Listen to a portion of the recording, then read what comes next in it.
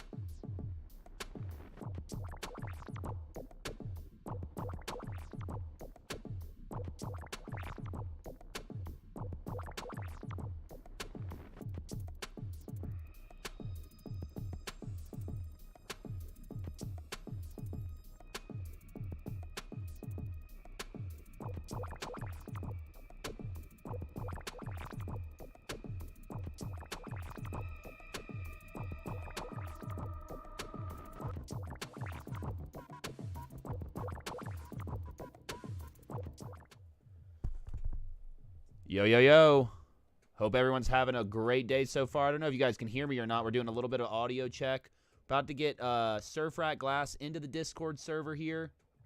We're going to get this thing rolling here soon. 7:10 p.m. is coming up soon, y'all. Hope everyone's having a great day and hang around. 7:10 p.m. We got about another 10 minutes. Just getting a little bit of stuff set up. So. Yo, yo, yo. Oh, we're good on audio. We're good on audio. Talk to you guys here soon. 10 more minutes, y'all. 10 more minutes.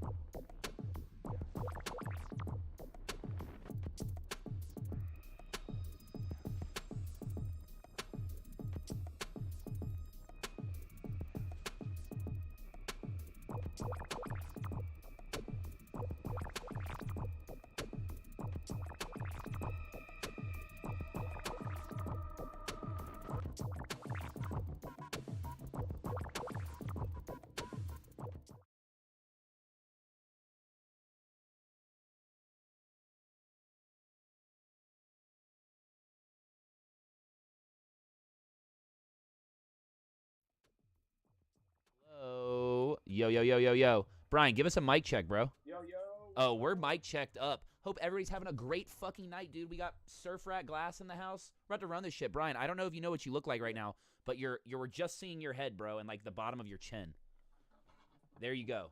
You're like Futurama head in a jar style. Sweet, Yeah, bro. I'm Yo. unfortunately using Brian, my give us a phone for mic this. check, I bro. apologize. You're good, bro. we're It looks great.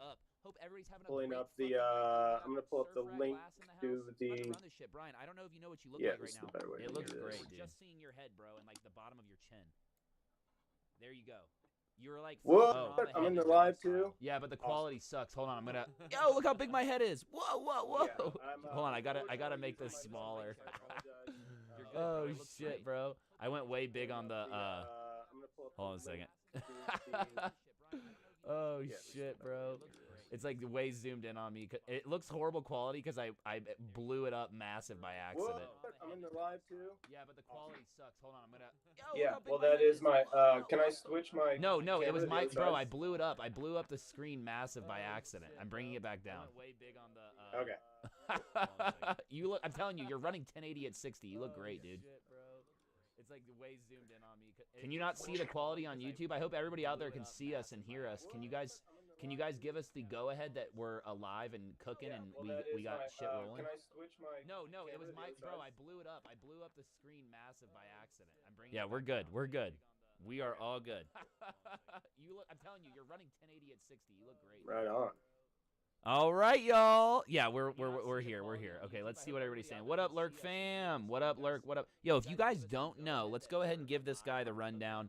We're in here. Tonight is, God, what day is it, dude? It's March 31st, 7:12 p.m. Mountain Standard Time. We got Brian Ratcliffe, a.k.a. Surf Rat Glass, in the house.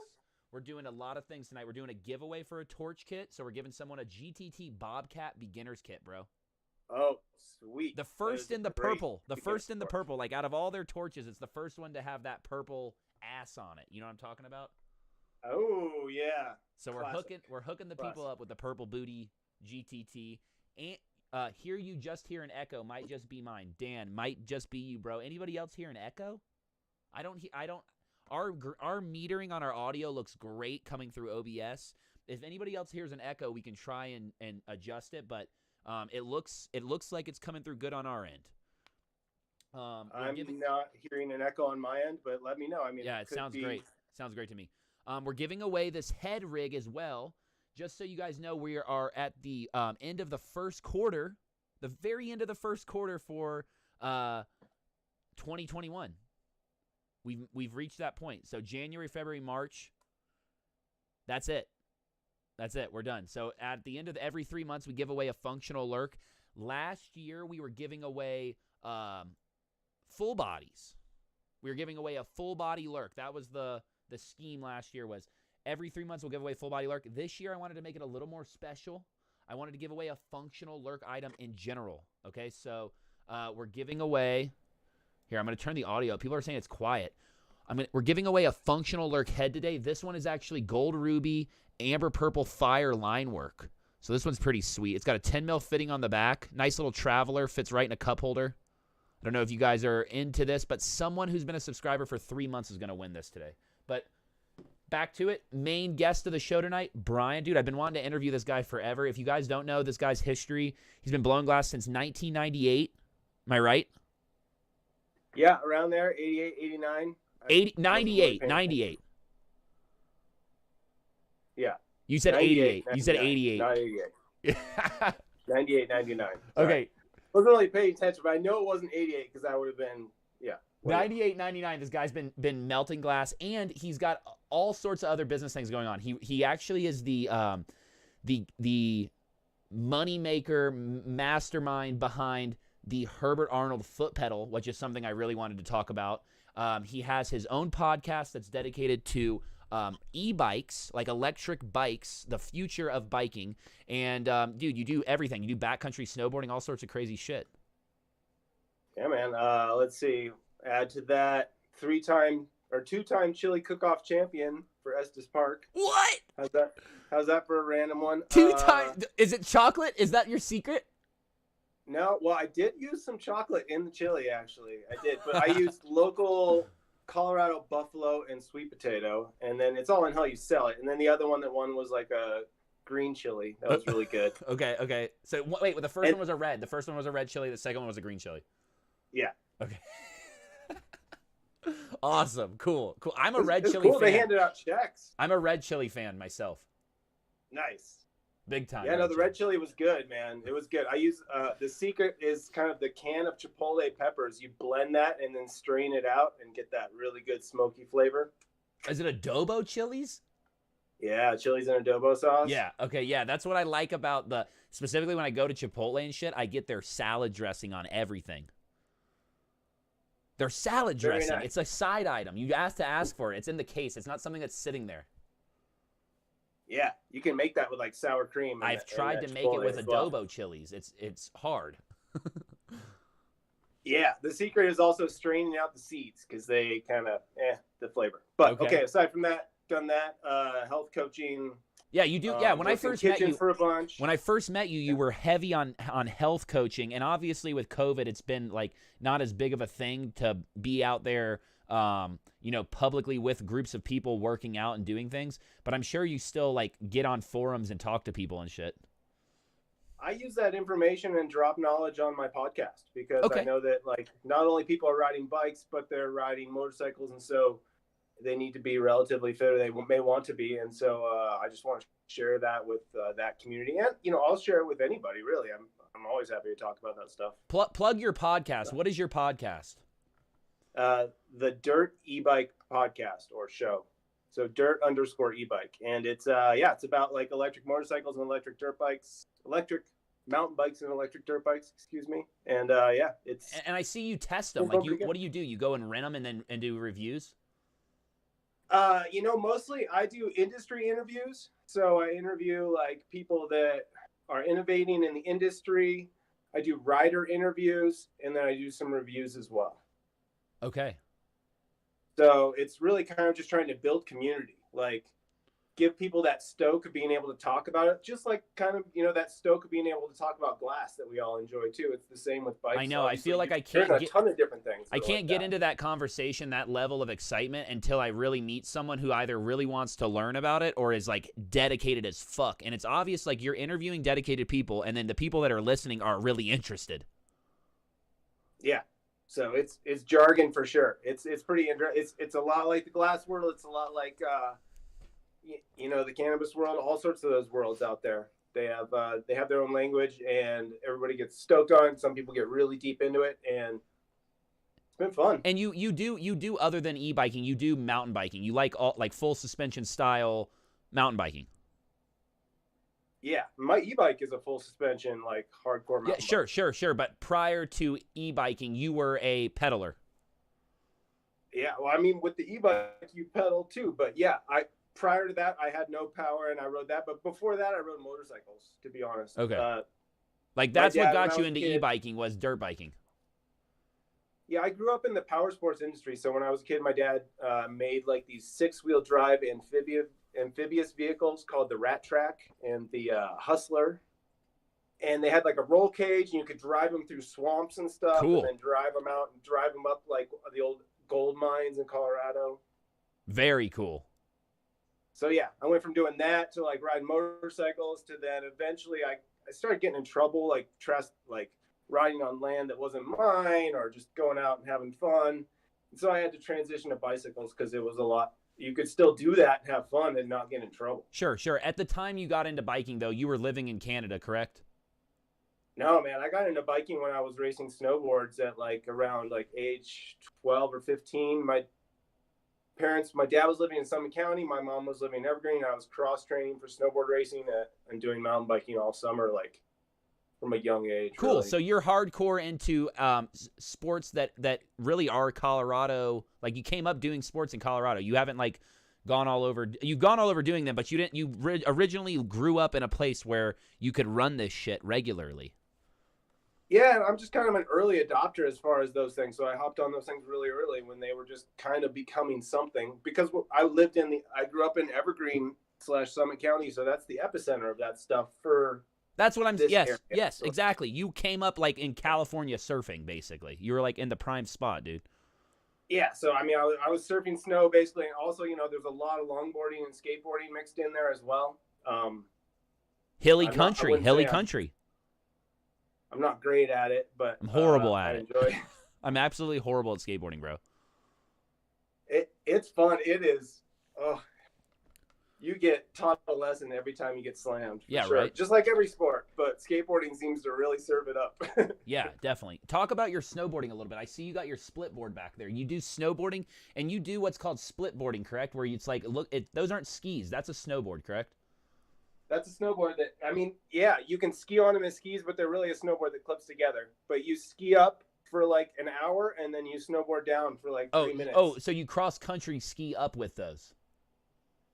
I guess it would be considered like cross country skiing. You set it up so you put these things called skins underneath, and they have like one way it slides, and the other way it grips, and so you kind of just walk up the hill in your little path that you've made, and then you put it together and snowboard down.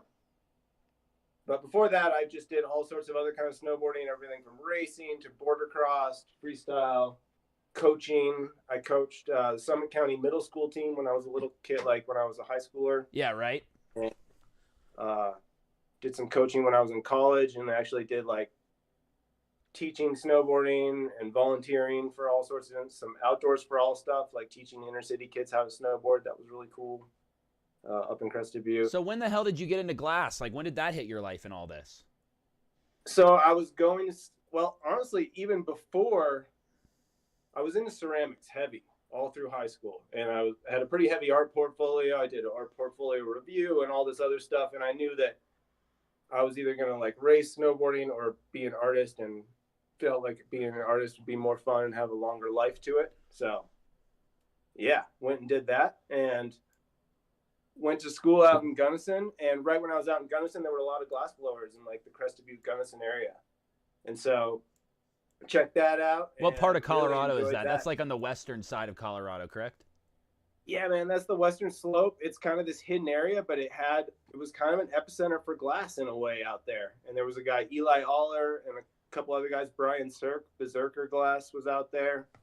And some other glass blowers that aren't really around anymore because it was a long time ago. And so, yeah, I went around to a couple other places, tried to learn. It was about 2 years into my degree, just like an art degree, a 4-year degree, and started working with Berserker Glass. And basically just, it was really early. He was really early in his career, so he didn't really feel comfortable teaching. So it was kind of a watch and mimic and then learn from other people as well thing. Sweet. Yeah, I mean, and then I ended up making quite a bit of things that were similar to him, and then paying him in those things, and then obviously paying rent and other, and all the other things that go along with working in a shop with someone. So, and you have other family like me that blows glass, correct? I do. Yeah, my brother Eric does as well. That's cool. You guys just happened to come up together, or what? No, so he's quite a bit younger than me. He's younger than you. I thought he was older. No, yeah, he's younger, and he let's see here. He came up to Vancouver and learned while I was up in Vancouver. Okay, cool. So you are the OG in Colorado for your family. Kinda. Yeah. Cool. I mean, yeah, I was for my family, of course. Very cool. Yeah, so that's what happened. And then I learned from quite a few people in Crested Butte, and then worked up in Crested Butte at this guy, Raven's shop. This dude that's not around, but you got the fundamentals. Fun working in a ski area. Oh, okay. So let me lay it out. Let me be clear. You were hanging around in a good spot to just be chilling too. It wasn't like you were like when I picked up glass, man. I had a job. Like I worked for someone, and it was a paycheck. It was never really art to begin with. When you got into it, you were just being an artist, hanging out with guys that were artists, hanging out on the mountain. Like at what point did it become a physical job for you? Right away, I took my student loan check and bought a torch and supplies. Okay, cool. And I was like, okay, so this was supposed to be rent for the next 6 months. I'm just going to buy a torch and supplies.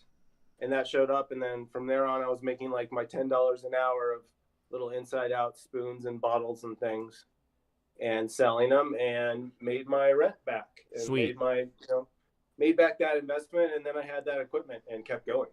Sweet. So right away, but I was also going to school full time.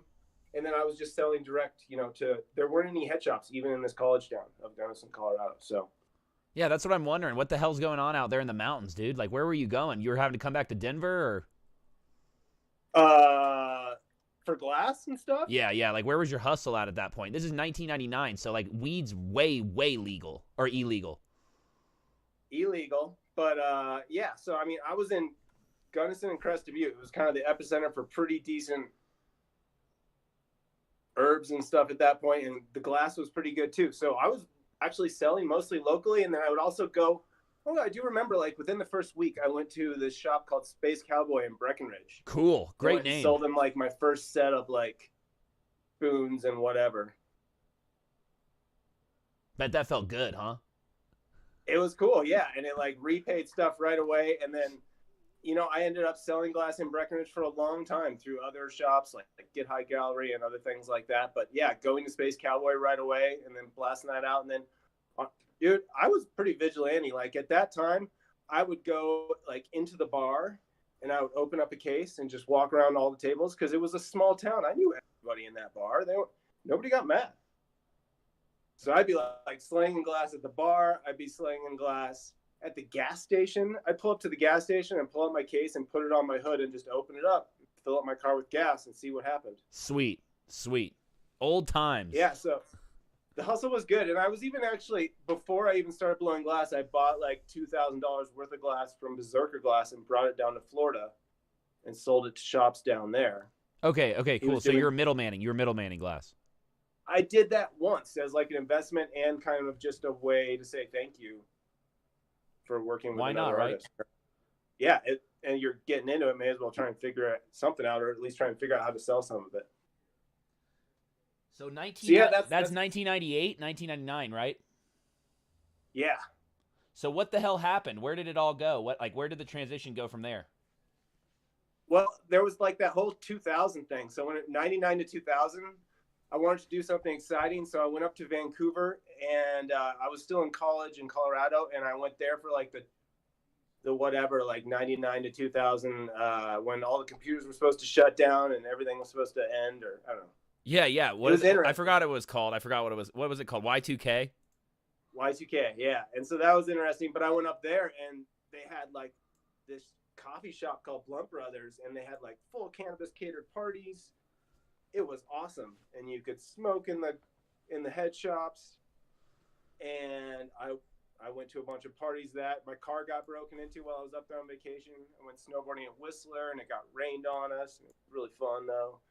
And yeah, when I came back, I just had this idea that, like, I think I want to move to the Pacific Northwest. So after that, I moved.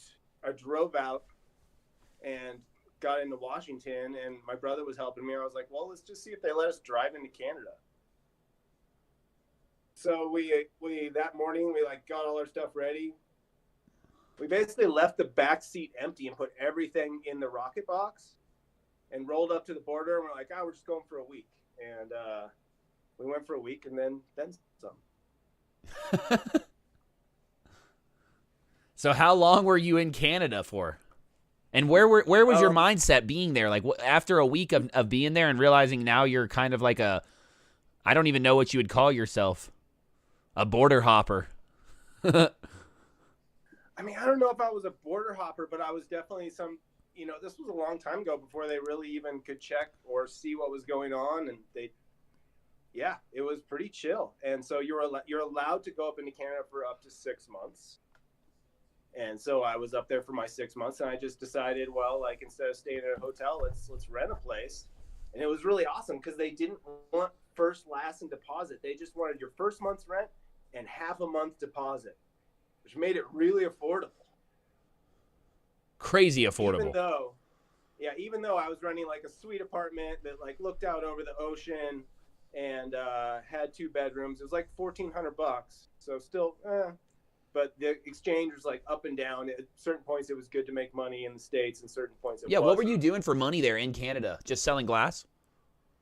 Yeah, living inexpensively, accruing some credit card debt, and selling some glass.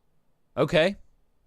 Yeah, no, it was a definite extended art vacation of sorts. And you met other glass blowers, obviously. They knew what the hell was going on. Yeah, right away. I was working with my brother up there, another brother named Darren, who doesn't blow glass anymore. He just did it for a little bit and helped me move up there. And then Johnny's got a question for you. I don't know if it popped through on your end. All right, let's see.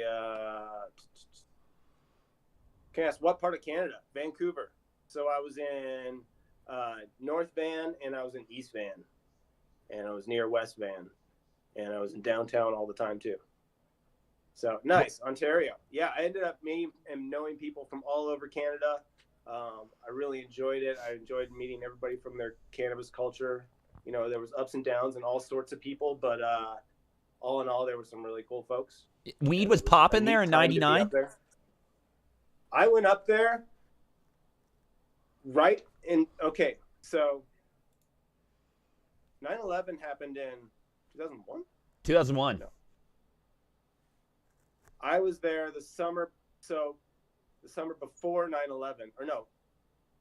Yeah, so there was the whole, I went up there for the whole summer, and then 9/11 happened. So maybe this was 2001 that this all happened, not 99. So it was 2001 because I graduated from college and then basically just packed up my car instead of renting a place. So it was in like May or April or May or June or some shit of 2001. Yeah, it was like early, yeah. Well, like, yeah, after the semester would have ended. And so, yeah, packed up my stuff and drove up there early summer and then spent the whole summer, and then 9/11 happened, which was really interesting to be out of the country for 9/11, first off, and then to also basically lose, because I was making money off of American tourists coming up and buying my stuff. Yeah. Those were the people that recognized what a nicer pipe was. Okay. And at that point, we're saying fume and color changing and shit, right? It was hard to educate the Canadians about a pipe more than $100. Okay. And there were heady glass blowers there, and there was stuff, but it was just like, in general, en masse, there wasn't the education that there is now.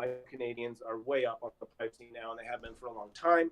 But we're talking 2001. It was a little early there. So, at that time, did that, and got to work with a bunch of really rad glass blowers. Got to go to the first Canadian glass festival that they have. Bro, let me bring this up actually too. I got to bring this up because there's this degenerate art clip. Yeah, I remembered this. I got to work with Slinger and Hippo. Those were my two first shop mates, so it was really cool to work around Marvel Slinger and Hippo glass. Let me see if I can find this shit. And that was at Mark Richardson. You remember I showed you this shit like a couple years back? Oh, I remember it really vividly, yeah. This shit's hilarious, bro. It was only uploaded 5 years ago, too. I got to find you. Was it? Yeah, no, I'm in there somewhere. I should have had it clipped up. Oh, here it is. Here it is. Okay, yo, we're going to show. Is this you? This has got to be you, bro.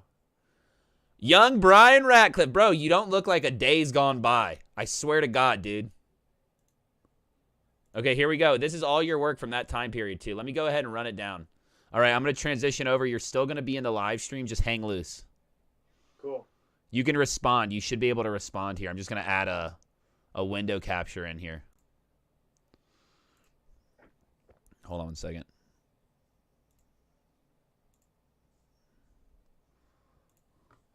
I hope everybody's enjoying the show so far. This is Brian Ratcliffe again. Brian, give your Instagram, too, while we're kind of running it down. Yeah, Surf Rat Glass. You guys can check him out on Instagram, and then you're on podcast. You don't have a website currently, right?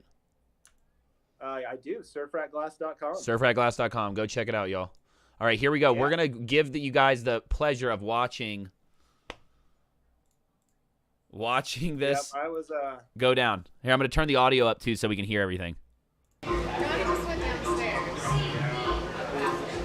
All right, y'all. We're going to let this play for a second, and then we're going to jump back into the... we're going to watch the interview here.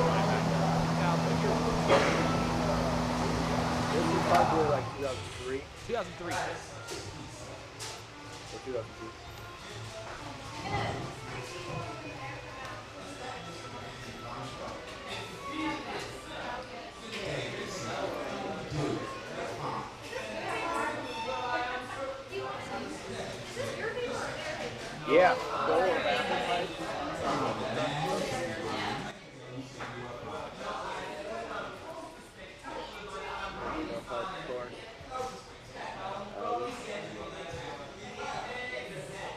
That thing's crazy, dude.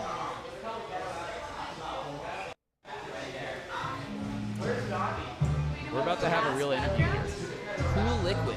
That was the name of the piece, y'all, just so you guys know what you're looking at. No, that was actually one of my original names. Hold on a second, we can't hear you. Pipe Dreams. What was it? I changed my after Operation Pipe Dreams, I changed my name. It used to be Cool Liquid. Oh, okay, also, okay, so your name was Cool Liquid. Okay, he went by Cool Liquid, and that was his glass name, was Cool Liquid, and then he went by Surf Rat. I had a website and everything, yeah. Cool Liquid Glass, y'all. You could have checked it out back in 2003. This piece is crazy, dude. It's got wire wrapping. I think you have this at your house, don't you? It's a spaceship. I had to leave that one up in Canada, I believe. Damn it. But yeah, it's crazy. It's got a crazy ash catcher. This thing's wild, bro. Ash catcher's right here, y'all. Piping and hosing going through it. I used to incorporate a lot of silver because I took a bunch of jewelry classes. I've done some silver. Man, look at this thing, dude. 2003 was quite the year for the weed pipe.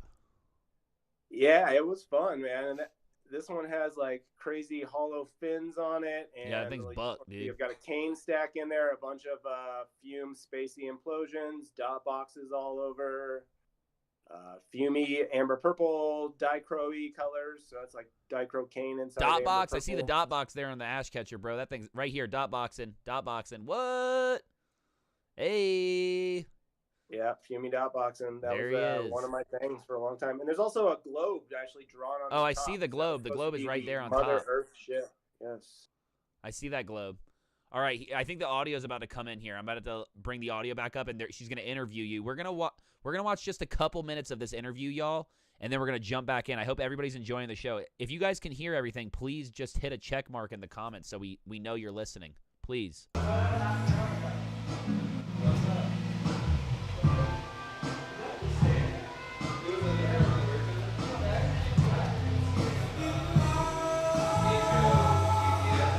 I'm going to let this play for a minute, Brian. Let this ride for a minute here. Okay. Did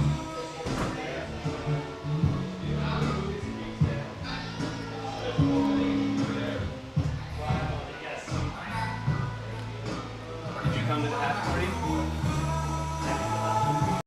I think you just said, dude, that's hilarious. I think you just said, did you come to the hash party? Shit's hilarious, bro. I don't know if you heard yourself say that. No. Here, hold on. I'm going to keep it playing, y'all. Yeah, everybody's hearing it. Thanks, y'all, for watching. We're going to go ahead and keep this going here.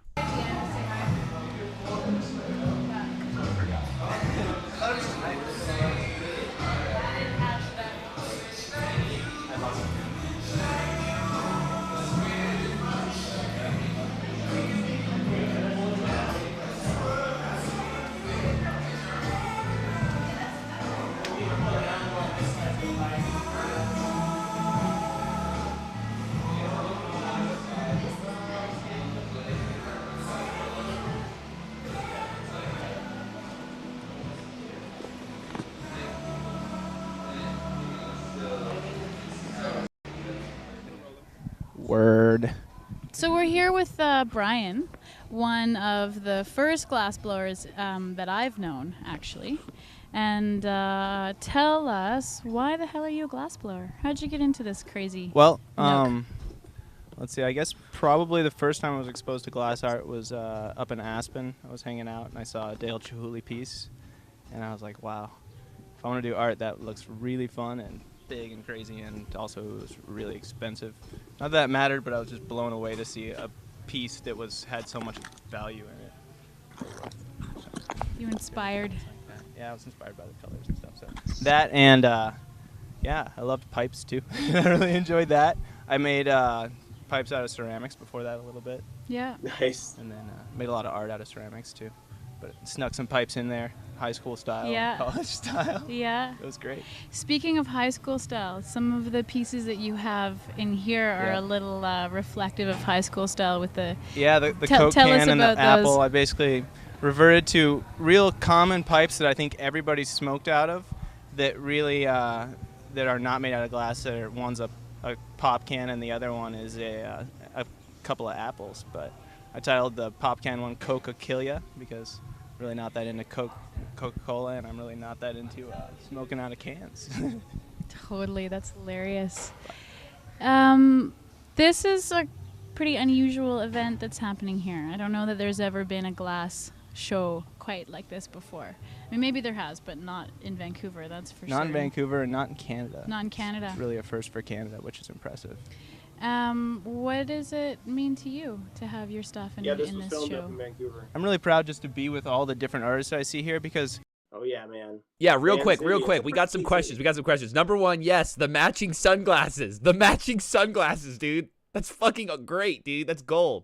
Number Right? two. How did that? Everybody had sunglasses like that at that time. Of course they did, because y'all were blazed out of your gourd, dude. And you had to keep it under wraps, dude. Oh man, it's called the Ratcliffe Red Eye. Okay, and then yeah, it was filled in Vancouver. This was No, he says, was this filled up in Vancouver? Number one, it was filmed in Vancouver. Yes. Number two, yes, the bitch was filled up, bro. That whole show was popping, dude. She's really cool. That girl's name's Hillary Black, and she's a activist. Hillary Black, cannabis activist. Look her up. We're showing her love right now. HillaryBlack.com, Hillary Black Instagram. I don't know what her website or Instagram is, but go check her out. Google search Hillary Black. You can check her out.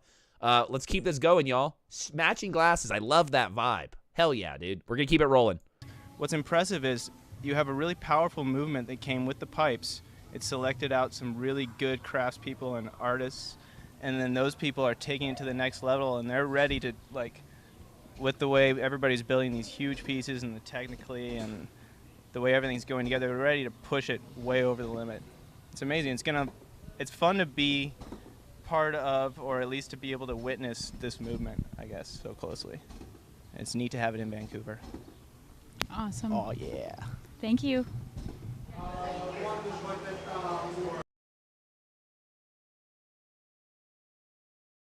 Great couple minutes there of interview, Brian. Thank you so much, bro, for just hanging out with us and letting us fucking show that shit, bro. Yeah, that's pretty funny. A little bit embarrassing, but it was yeah, of course I was like all excited and then super nervous once I was on camera. I mean, dude, it's as good as it gets, right? Yeah. Okay, so let me tell you. So this was down on Commercial Avenue in Vancouver.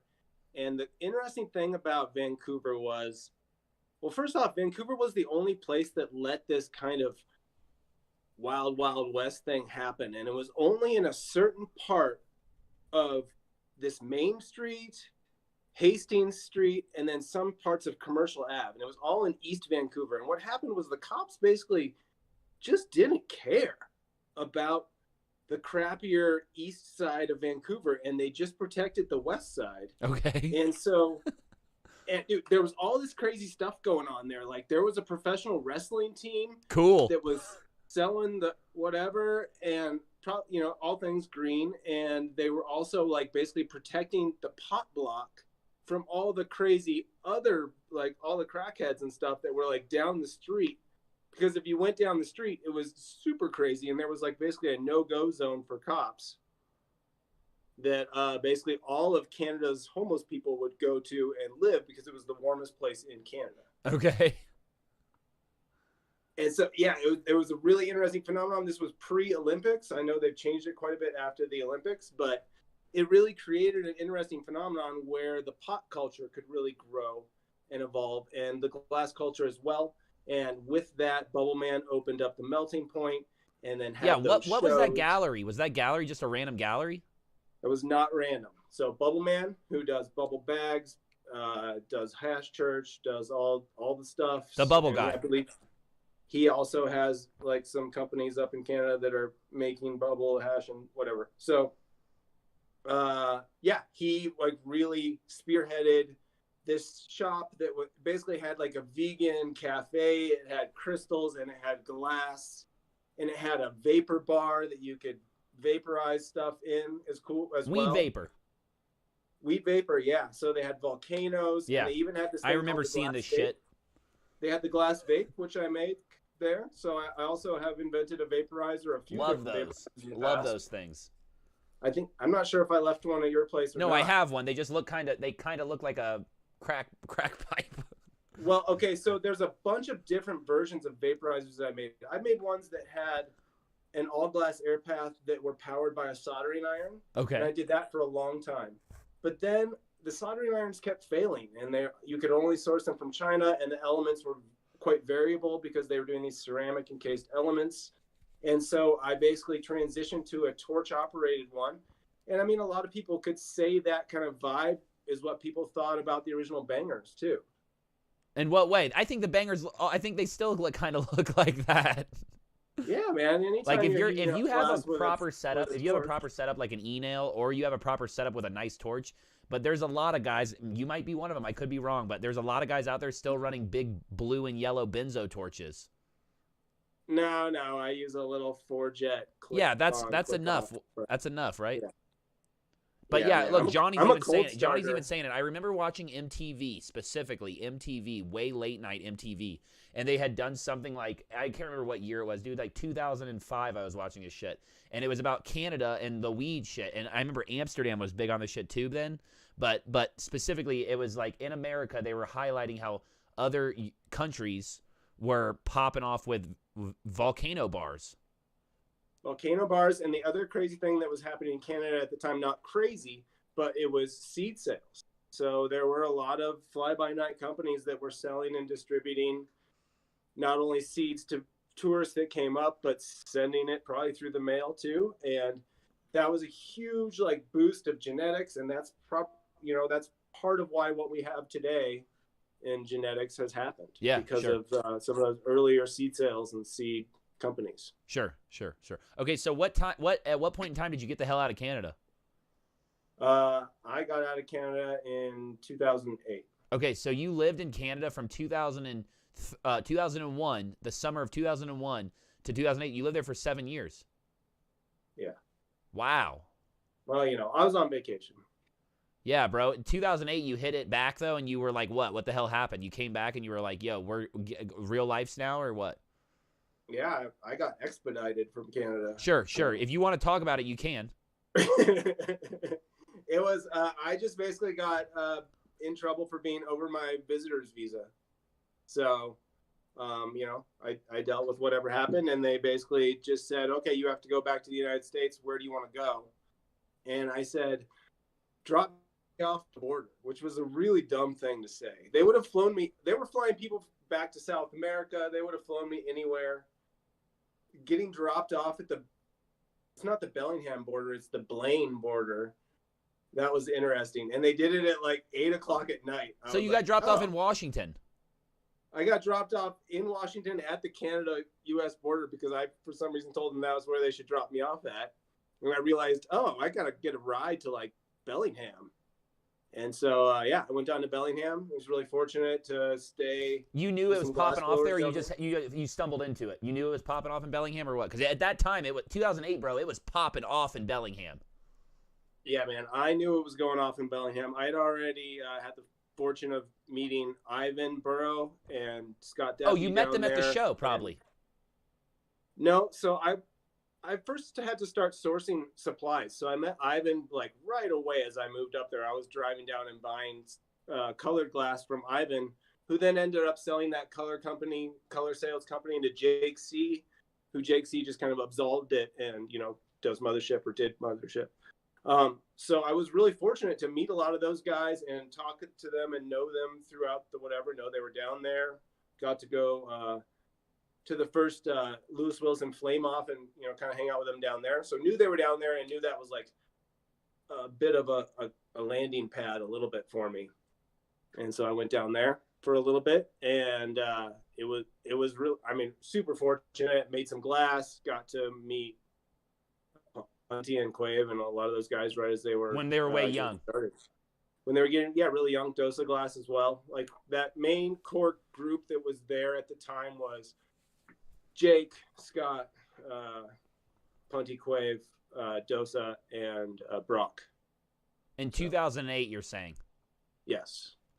And this was at the original Mothership, which was like this cool, they had this really cool concept where they had this main ventilation shaft that was this like giant, like 4-foot tube in the center of the room. And then they had tables all around it with their own hole cut out and then like walls.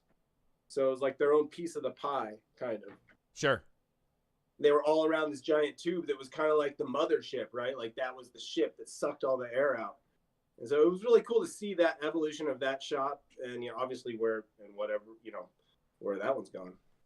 Yeah, it seems like everybody in the past 10 years since, I guess 10 years was in 2018, 12 years now, 13 years. It seems like the past 13 years of the glass industry has gone from like ragtag homies putting together really cool stuff that they had it's like skateboarding. Now we all know how to do kickflips. We all know how to do ollies. We all know how to drop in on a vert ramp. In fact, we all have fucking half pipes in our backyard. You know what I mean? So it's like, now it's a little different. Like, people can be spread out comfortably. Where in 2008, a lot of those guys were together because they couldn't do it on their own. Yeah, I'd say that.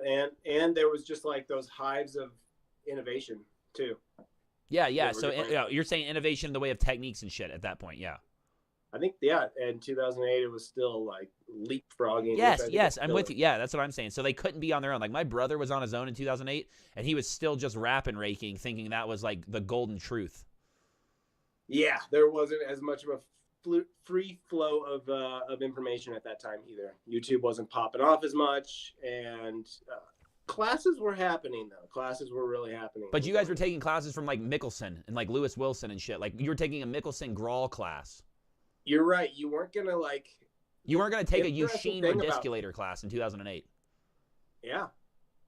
So you guys were learning like real glass technique and then altering it like by dude does a kickflip on the ground the first time in the 80s or some shit, and then in the 90s people are doing kickflips down stair sets. So like what I'm saying is you guys were just you guys were taking like rudimentary glass knowledge and then like building it into technique that revolved around developing pipe art as a whole. And now it's like people do wigwags like they're fucking eating a banana or an orange. Like, it's just simple shit, dude. No one's like telling them, you know, how to do a wigwag. Like, dude, people just pop off wigwags now. Back then, I'm sure it was like a crazy thing to see that in a studio go down. When I very first started, it was really crazy to see the first termination and the first wigwag. And that was actually a Brock piece that I saw. There were these really sweet little double terminated sections he was doing where he would like flare up in one side of the tubing, do lines like white and black or whatever, heavy contrasting inside out, close that down, wig it up, melt it in, flare up on the other side, fume it, do dots and little pieces of like Latticino cane, probably Latticino cane first and then the fume dots. And he would then, so it was a double terminated reversal. And then he did like 3 pieces of that for the stem and 3 for the can. And that was the first heady I ever saw. Cool. I saw your space section kind of had, like that space section in that bub we were looking at in the show kind of had a reversal in it. Well, what I would do with my space sections when I was really into the space section, spacey looking sections for a long time ago. And I was like actively blowing those in as opposed to tube encasing them. So I would get bubbles, and those bubbles would then I'd pull them out and create a little termination wherever I had a bubble. Oh, okay. That makes sense. I get what you're saying. I would do little spirals with those too, and just like doing my bubble management basically because I was doing a more rudimentary blow in. I get you're saying like a stuff and puff. Stuff and puff, yes. Okay, but cool. Like a heavily fumed stuff and puff, you know how they don't like to stick to that. Yeah, fume? well, they don't like to stick, and then early on, you didn't probably know to like get your clear fucking cooking that you were blowing into. Well, it was just scary to get. Yeah, sure. So like when you're blowing a hot ass molten glob of hollow into a semi-cool piece of clear, of course there's going to be a heat separation there where you're going to have a little bit of air trap. Like it happens all the time. And especially if you put a layer of fume in there that's going to reflect all the heat and create like basically a barrier. Sure.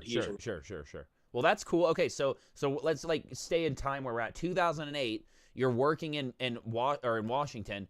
Where did it all go? What the hell happened there? That was Thanksgiving. I remember my friend picked me up from Washington and we went surfing, and then I went down and worked in Seattle for a little bit, and then Christmas was coming up, and I decided to go back to Colorado and visit my family, and I've been down here ever since. Cool. And you didn't like leave Colorado because you hated it. You just wanted an adventure, and then you were like, yo, let's run this shit as long as we can up in Canada. I really wanted to be around the ocean. I was making a lot of ocean-themed pieces early on in my career and just wanted to be around the water, and I wanted to, be places I could go out on the island and surf. I wanted to be places I could snowboard, mountain bike, and be in the city. I wanted that like trifecta. Yeah, me too. Every day I want that. Really hard to get. Yeah, we don't get that here. And so Vancouver was a really unique in that. And then, I kind of get that back here in Colorado too. We just don't get the ocean. It sucks. That's why I live near the lakes. Sure. And we get crazy heavy winters here, bro. Our winters here kill my buzz. Yeah, this last one was not my favorite. I really enjoyed traveling in the winter. And Okay, last year I went to that's South what you've kind of America. done for yourself throughout the years is winter travel, but you Yeah. enjoy where you live for what it is when it's enjoyable. Yeah, you just got to break up the winter with some travel. Like even just recently going down to Pueblo was kind of fun. I saw you did that. You went biking in Pueblo at a lake. Yeah, at the Lake Pueblo State Park. It's nice. You had to get away from the snow. I just bought a new bike, so I really wanted to ride it. Okay, cool. Look, Yeah. kitty, little kitty's coming in. Kitty in yeah. my room. I got one in my room coming in. But anyways, though, okay, so that's cool. So you made it back to Colorado. Shit's popping off in Christmas time in Colorado. You moved right into where we live, like here, and like you live near me. You did you move to where you're living now, or did you move to Denver? Well, when I went straight back, I went and I was hanging out at my mom's place in Evergreen. So Okay. that was cool, and that was right around the time of this thing. Can you see it? Wait, can you see it? Colorado Project. Okay, sweet. Colorado Project. If nobody doesn't know, explain it. You can explain it and give them this rundown. Colorado Project, headed off by Blake Mueller. Blade Glass was one of the original for charity glassblower get-togethers that I knew about. Like a Michigan project. It was the original Michigan, and Blade moved. Colorado Project. Yeah, Sean Mueller moved to Michigan and helped with that as well. So it was amazing. We had Abe come out. We did something. This is what, like 2009? 2010? Yeah, like around 2009. I feel like I came into Glass 2011. I feel like I watched videos of that in 2011, like a young kid being like, "Ooh, I want to go hang out with the grown guys at the park." It was pretty awesome, man, because things were really popping off. And what we didn't realize is that Colorado went Medi in like 2001, but nobody really took advantage of those things until Obama became president. And then once Obama was president, people felt like they could be more relaxed with the Colorado Medi, and there were some other rules that maybe moved around. But that's when things really started to go. To interrupt you there, while you're saying that, Colorado Medical in 2001, yes, nobody really knew about it a lot. But that's also because like the big red target for the United States of medical cannabis and recreational was on California. Like California was getting the shit into the stick. California would look like the older brother that was getting beaten, while Colorado over here is like the young brother getting away with every little fucking thing, dude. And I'm not saying that's how it is now.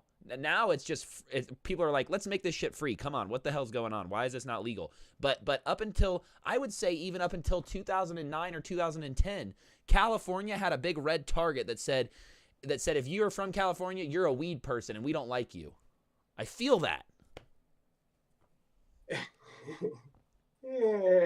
Like I'm trying to think of Super High Me in 2010. Doug Benson, Super High Me. He didn't go to Colorado. He went straight to California and let that become public in the eye of people that, hey, weed's way legal in California. Like, I don't even know at what point Colorado, like, clued everyone in the world into, hey, weed's legal here too. So, yeah, right around 2008 or 2009, the legal part of medical got more relaxed or something, because I remember going and getting my Medi. And so that was... it was way more relaxed. Maybe prior it was like you really had to have some sickness or some shit. Yeah, then all of a sudden there were like doctors lining up to take your money and talk about how, which so many legitimate uses for cannabis that for them to be so stringent and only allow cannabis for dying kids with cancer or something was ridiculous in the past. So. Well, it's almost like at that point they were letting weed be legal because they like almost felt bad or something. I don't know what the hell their mindset was. Where like they like now there's actual like proven tests and shit that show that like weed can help you sleep, or it can take away your stomach sicknesses, or it can help you with recovery from shit. You know? Yeah, all sorts of things. You can relieve pain from sunburn. It can so all sorts of fun things. But yeah, so. Back to 2008, 2009, that all that stuff was really popping off. There was a wild, wild west of that, and the Colorado glass scene was really starting to shift. A lot of that was basically the start of the Shackman shop that happened, and that was kind of what the Colorado Project was based around a little bit. Was Brian Shackman's shop, and he rented out space, and Adam Graffis started working there. So that's, and I don't know. And let's see, WJC, Justin started working there. And then Nate Myers moved in and started working there. And so that, like, it really made that shop amazing and really fun to go to down in Denver. And that was, I think, the start of like something really crazy for the Denver and Colorado glass scene. That was right when I was getting into it, bro. I was getting so like high off of watching those guys do their business. It was pretty amazing. And Adam is kind of a showman. And this really is the double rainbow. What's that? The double rainbow time period. The double rainbow time period. Big Z was down in that, and a lot of other artists as well. I'm sure I'm missing people that were in that. I know Carrie was in that. A lot of artists from around Colorado. Carrie. I didn't know he was up in it. Yeah, like all sorts of people were active in it, but definitely it got elevated by some ballers that were ready to push it really far. Well, they were also right at the prime age too, right? Like, how far are you away age-wise from Adam G and WJC? Do you know? I don't know. I think we're pretty close. Like, those guys are they all got to be in their mid to late 30s, right? I would think so. I think if not, maybe a little older. Okay. So, like, when you think about it, it's like, you know, if you don't have kids and you're at that point in your life, you're searching for a group of people to link with and develop a child, okay? And, like, the child doesn't have to be a legitimate kid. It can be a project that is a glass. Ball out. Yeah, ball out. Exactly. So, man, I do it by myself. I wish I had homies that could, like, ball out with me and stuff, but I work in my own studio right now. But when I work in a group studio, I'm always like when I got my Delta Mag, I was like, all right, who else in the shop's getting a Delta Mag today with me? You know? Yeah, and I mean, that was part of why it evolved and probably went up to Evergreen too, is the people that wanted to ball out even harder went up there. Yes, exactly. It was like that was the next level. That was the next level. And then, then they built on and kept doing stuff. So super awesome to see all that go down, and crazy to see it go up to Evergreen. Justin was already living up there, and other people were living up there, and they obviously that's now an epicenter of glass, which is crazy. Well, it's in a great corridor to Denver, and to just be in snowboarding and ski country. It's what an amazing place to be in Colorado. It has a unique, beautiful summer, and that the summer is the best time to blow glass up there. It never gets hot, dude. It never gets hot, whereas Denver gets too hot to blow glass, I feel, a lot of time. And I'm probably... no, I couldn't agree with you more. It gets too hot to blow glass in the summertime where we live now. Yeah, it does. I agree. And I'm from Florida, dude. I'm used to, it gets way hot here in the summertime, dude. Like, right now is like the prime time to be making glass, Agreed. Yeah, it is right now. And we'll get like a few months of this, and then it's gonna get hot. Yeah, it's gonna be hell. It'll be like, why don't we just go to Florida and blow glass? And that's why I like to diversify a little bit. I'll go and do some podcasts during the hot time of the day, or I'll do work on some other things, a 3D project, a mixed media project. Bro, I'm right on the edge of either putting a studio in the basement, like, dude, if you had a studio in your basement, who I heard recently is Firefly has a studio in his basement, like under his stairs, like tucked in a cut there in the basement, bro. Best air, dude. My basement never gets above 65 or 70, even in the summer. I honestly have also thought about that as well, because it doesn't get that cold and it doesn't get that hot. Does Firefly use that year round? Or yes. He has it in the spot, like he has a basement, I think, that might like open up to a backyard. Yep. Where I'm telling you, mine is tucked, and I have this room at the bottom of the stairs where there's a perfect spot to pop a vent out. Like, my dryer has a vent down there, I always thought about just having a secondary shop down there that I could just go plug in like a GTT and a hand torch and make small things and have like a smaller vent set up. That's a great idea too. I've thought about moving to Evergreen to work and blow glass, not because I even want to associate with people, but just because I want to be in that climate during the summertime. But man, it's crazy expensive to live there. It's very expensive to live there. It's not that fun all during the winter. No, it's not fun at all. Really, I tell everybody that moves there, you better have toilet paper. Because you're going to get stuck up there eventually. You better have an all-wheel drive car with studded snows. Yes, exactly. I think there's even a chain law that hits you right there on 70, like before you get to it. Yes. It's like an all-wheel drive chain law. Yeah, you have to have either adequate tires, all-wheel drive, chains. So yeah, it's a crazy thing living out here and working out here. You've been doing it obviously all your life, but where you're at now, like you see yourself moving out to that type of an area, or just kind of staying where you're at? You like it now? Like what's good? I don't know. Yeah, I don't see myself moving it in the immediate future.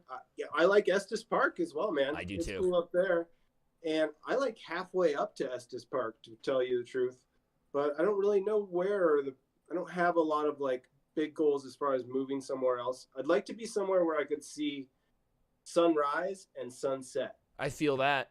That would be pretty awesome. I've lived in a bunch of places where you have these epic sunrises or sunsets. And Florida's like that. Florida's like that. Yeah, it's really nice to have like either be up in a place that has a really nice view, and that is, I mean, we have it here. We have that here. When you mention it, thinking about it, we have great sunrises on the plains, and I love a sunset on Horsetooth. Yeah, but it's fun to be in a house that like the windows just frame like an epic.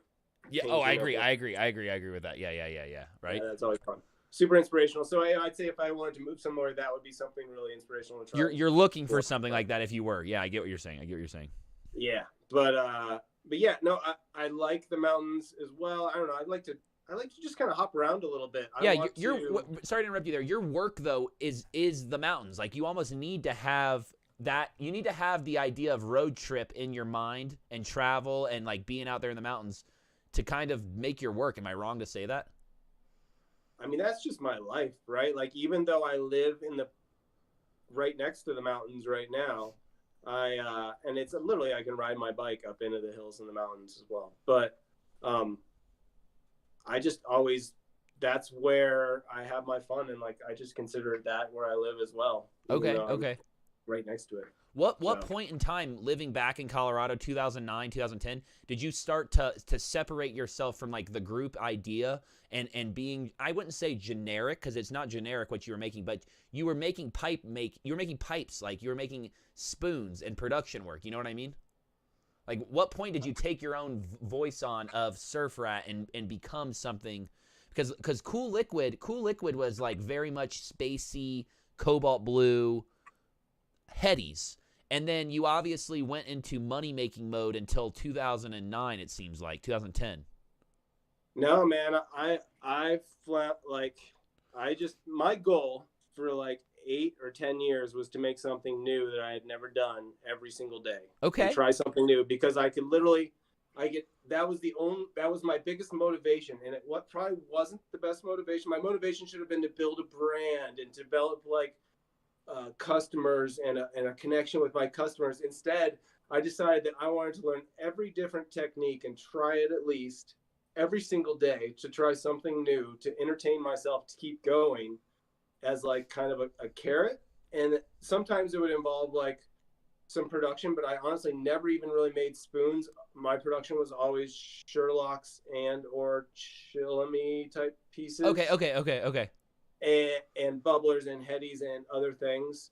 But you were pushing technique. You were pushing technique. That's what you're saying. I pushed technique from day one. So since I was like an art student learning, and I was selling retail basically or selling direct to like my fellow students and other things, I could just explore. So I was doing like little 5-piece dry pieces, little 5 reversal dry pieces within like 2 years before I moved up to Canada, and then kind of moving that along and trying to develop different techniques and ideas. And then eventually I decided that I was really confusing my customer base, because they could not tell my style, because I would jump around so much and try something new. Classic problem. Yeah. I had one of my collectors come out and he actually came out to my shop and he picked up a piece that was like 2 years old of like an original road trip scene. And he was like, "This is fucking awesome. Want to see more of this?" And I was like, okay. And so I made more of them. And then I decided, I went on a little trip, posted some, mostly pendants, got good feedback, and decided to really try and keep working on that and developing that idea. And that was 2011? That was, I would say, 2013 or 14. You maybe? have any of road trips with you right there in front of you that you can show off? Yes. Yeah, like show off some of your work so people can see some of your glass over the past few years. Like what the hell you've been doing. I hope everybody's enjoying the show right now. We got Brian Ratcliffe on if you guys don't know who you're talking to. Oh, sweet. Love that. Where I don't know if I'm. There you go. So he's known for these road trips. I wish I could pull your Instagram up here on the let me see if I can pull you up. Been using some of these fun cases lately with my pieces. Let's see here. Cool goggle strap piece. Here's the man's website. I'm showing your website off right now. Give me a second here. Nice. All right, so on the website here, Road Trip Collection. Man, your website's nicely laid out. Yeah, this guy does some crazy cool work. If you guys don't know this guy's pennants, he's known for these road trip pennants where it's almost like a vanishing road scene. And it usually, this one's crazy, Goldavite. It's got a gold fumed piece of Moldavite. Wild stuff here. Here he is right here. Your own custom road trip pendant. This guy's showing off his skills. Ooh, we got the glass stickers too. Yeah, let me show these off. Glass stickers. Love it. These are cool. These are like glass patties with adhesive on the back to make them like 3M. Yep. So just it's actually a way to like clean your bench and recycle really small glass blebs into a promotional item that has a really long life. That's the marketing behind it. Yes, I get it. But what I'm saying is that the product itself is a glass token with your stamp in it with 3M on the back. I love that. Yeah. It's double-sided carpet tape. So it's the like clouds are cool. strong. You got a lot of stuff going on here. Cups. So at some point you have obviously like realized, hey man, I just love glass in general. Yeah. I like making stuff. You like making stuff. Okay, I like cool. making, and I love the fact that you can go from concept to finished piece to an evolution on that finished piece all in one day. / you could literally bench cool it and use it and test it. Now you can't do that with really any other medium. Well, maybe 3D printing is really quite quickly. 3D printing is close, but that's just very new, dude. Like that's back in the day. I say this all the time because I see guys on Forged in Fire like smashing metal together, and like I'm thinking to myself, man, that's so caveman, dude. That is so caveman. Like what we do is so alien and futuristic, and to be doing that in the early 2000s is crazy to me. Yeah, it was blows my mind. Fun. I'm stoked that we're doing it.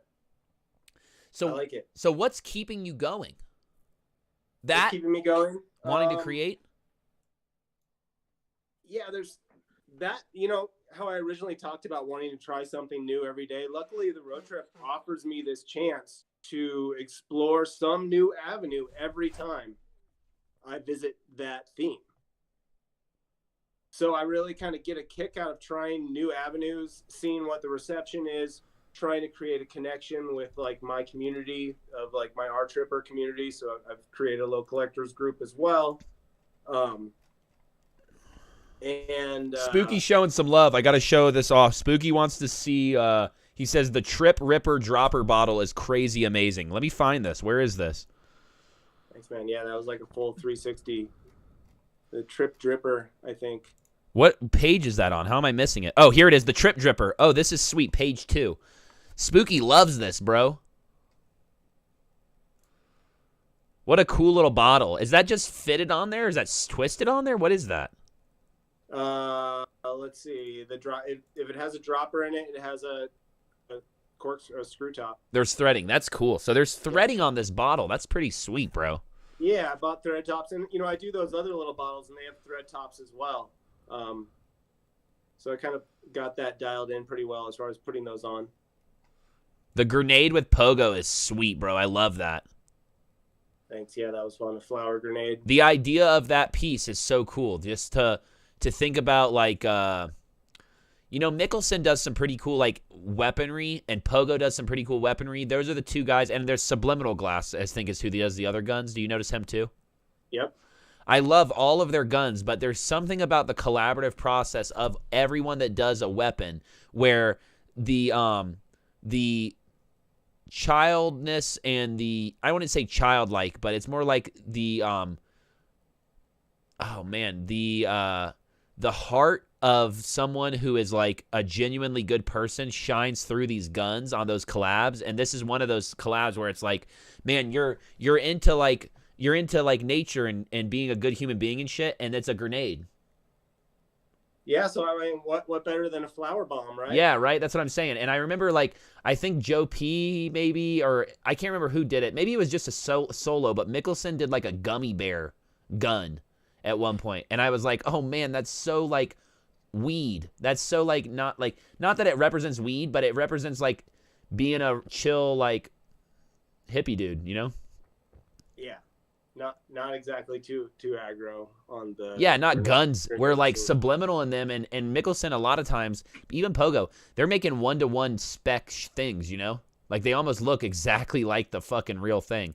So it's cool, man. What a cool piece there. That grenade is so sweet. Yeah, you're welcome, Spooky. Spooky's really liking that dropper bottle. Those dropper bottles are cool. So how often do you like? Subliminal does Insane Glass weaponry. The antique pistol set was beyond next level. I saw he did an MP5 that was really cool. I don't know if you guys like recognize like Call of Duty guns, but a lot of the Subliminal guns look like they're straight out of Call of Duty. It looks like something you built in the video game, you know? So how often do you like come up with new ideas, or do you, I guess not even new ideas what I'm saying, but like where the hell did you think of to like fume a piece of Moldavite with gold and then shove that up in there? Like what's inspiring you to do shit like that? I've been doing fumed opals for a while. So I've fumed gold fume opals, and even with Pogo, we did one where we did the gold fume and then his imagery. Okay, yeah, sure. And so I've been trying to take that to other precious metal. Man, you do weird shit like that, bro. But it's cool. It's just weird. It's just out there. Like another thing I saw, you're the only person I've ever seen do this, is wrap their milli in dichro. Yep. You're the only person I've ever seen do that. I'll do opal encased milli too. So like sleeved crushed opal on milli. Wild. It's just so wild, dude. Yeah. At first we thought the opal would break and stuff, but it's totally fine. Obviously, gotta show this one off. This one's sweet. This Grateful Trip. This one's so cool, bro. I almost can hear music playing as I'm looking at this piece. What a cool piece. Thank you. Yeah, definitely the Grateful Dead stuff makes a connection with people. Yeah, I talked about this recently with a homie. The Grateful Dead stuff at this point, 2021. I'm not saying it's played out, but in the glass industry, it's like wearing it's like saying you like Jimmy Buffett or some shit. Me and my homie were saying the other day, like the Grateful Dead in the glass scene is becoming like a you're all right with me, bud. You know what I mean? But it's also this way to reach into someone's psyche and flip this switch of this trip they had back in like yes. year. No. People, I'm telling you, literally a way to be like, make this connection. Yes. I agree. And they go, oh my God. I agree. The person that's gonna buy this from you is either trying to fit in with the culture or really has experienced a moment during a show where they're stoked on having this to remember that moment. And what I'm telling you is I'm looking at it going, damn, dude, this reminds me of like hearing the band play or something, you know? Right on. Yeah, no, it does. And it is, I mean, it's definitely. It's your Margaritaville, bro. You know what? It's fun for me. For a long time, I only wanted to use my own milli. And so obviously my own milli in the scenes that I make are the mushrooms, some of the flowers, not all the mushrooms in fact, but mushrooms, flowers, trees, a few little animals and things. But then at some point I decided that I did some collabs with other milli makers for some series, but at some point I decided I really just wanted to pay other artists for their work and then use it. And yeah, there's nothing wrong with that. And use that little piece in there. And so, it's been a fun and interesting evolution of the theme to be able to and it's been quite an addiction as well, buying other artists' work. Well, buying milli is an addiction. It's a crazy one. Buying milli is an addiction. It really is. It's up there. I think I'm heavy into the Millie addiction, but not as much into the color addiction, which you, my friend, you love the color. Yeah, I wish I could. Here, appreciate it. I could show you this. I got my homie who is like my employee, like working for me. He's like prepping all. This is just tubs of prep color. Oh yeah. But I have literally like stacks of color, bro. Yeah, I've seen your color in the past. Look, I got 3 pounds of gold ruby just wrapped up, fresh to go. 3 pounds. Yeah, no, your color game is on point. Like, you are stockpiling and saving, and you're keeping it right, and like it's all clean, and you're using it right. It's disgusting. You have a product that uses and creates this scarcity because there's only certain things can be certain colors. Yes, 100%. Like right now, Meta's been gone for a year plus, dude. Who the fuck's got the Meta, right? It's just not out there. It doesn't exist. Yeah. I still don't have any. I mean, I used it all for Pendies, but that would have been a good one to have another 5 pounds of, you know? Probably. I still actually have the one raw you gave me, the Meta. I just used the Mediterranean yesterday. But oh yeah, it's long gone, dude. That stuff's interesting. Is that still kind of sensitive? No. Well, okay. So the last batch that we bought pounds of, that you probably have a stick from, was amazing, and then it hasn't been around since. So I couldn't tell you. But there was one time period where you could use the sticks raw and get away with it, no problem. Have you talked about the color game and what's going on? I mean, I'm sure some of you. We can talk about it if you want. I mean, I'll tell you what, bro. A lot of that North Star shit, I'm not buying into. I think that a lot of the negative stuff that they talk about with Molten Aura is because people don't know how to properly prep color. They're looking at concentrated material, thinking that they're buying $200 a pound when they're buying $200 worth of concentrate. Where North Star is selling you less concentrate, but the quality isn't good, dude. I bought the shit. I bought those sluggers, dude. They're way fogged out and stressed out and shit. I expected you to have bought them, and so you did a blowout with them. Well, I bought it. I bought the one, and it showed up completely fogged from the supplier. Yeah, that just means they pulled it cold, right? Yeah. Well, it means that you would think that they would just polish out. Well, no, it all came back in the final product. Oh. Really? Yeah, and I see some guys working it well, but I put a weird-ass name on there, like Troy Douglas. You know? Like, I put a weird fucking name on the box, dude. So I'm like, I don't expect to get good shit, but what I am telling you is I reach out to Molten Aura. Why are you buying color as Troy Douglas? You know, just a random name, dude. But what I'm telling you is when I buy from Molten Aura, I've never had an issue, and what I'm telling you is when people talk shit on them, I stand up and I'm like, yo, keep your prices high. They're good. I don't mind the price high. The people that are complaining don't know how to prep color properly. Like one stick of Molten Aura, okay, so like Carmeline is comparable to Telemagenta, right? We're on the same page? Okay, yeah. Carmeline is North Star's Telemagenta, right? Yep. Okay, I'm telling you that one stick of Telemagenta is equivalent to like 3 sticks of Carmeline in the concentrated factor of the color. The final result always looks the same. There's no change there, dude. You could water Telemagenta down till it's like over and over and over again, and it always looks just as fucking good. Like those colors don't lose opaqueness. Those colors don't run? Those colors don't run, bro. But very specifically, I would rather have expensive concentrate that I know how to like work out into a proper, like, dude, 3 sticks gives me a shitload because I know how to build it properly is what I'm saying.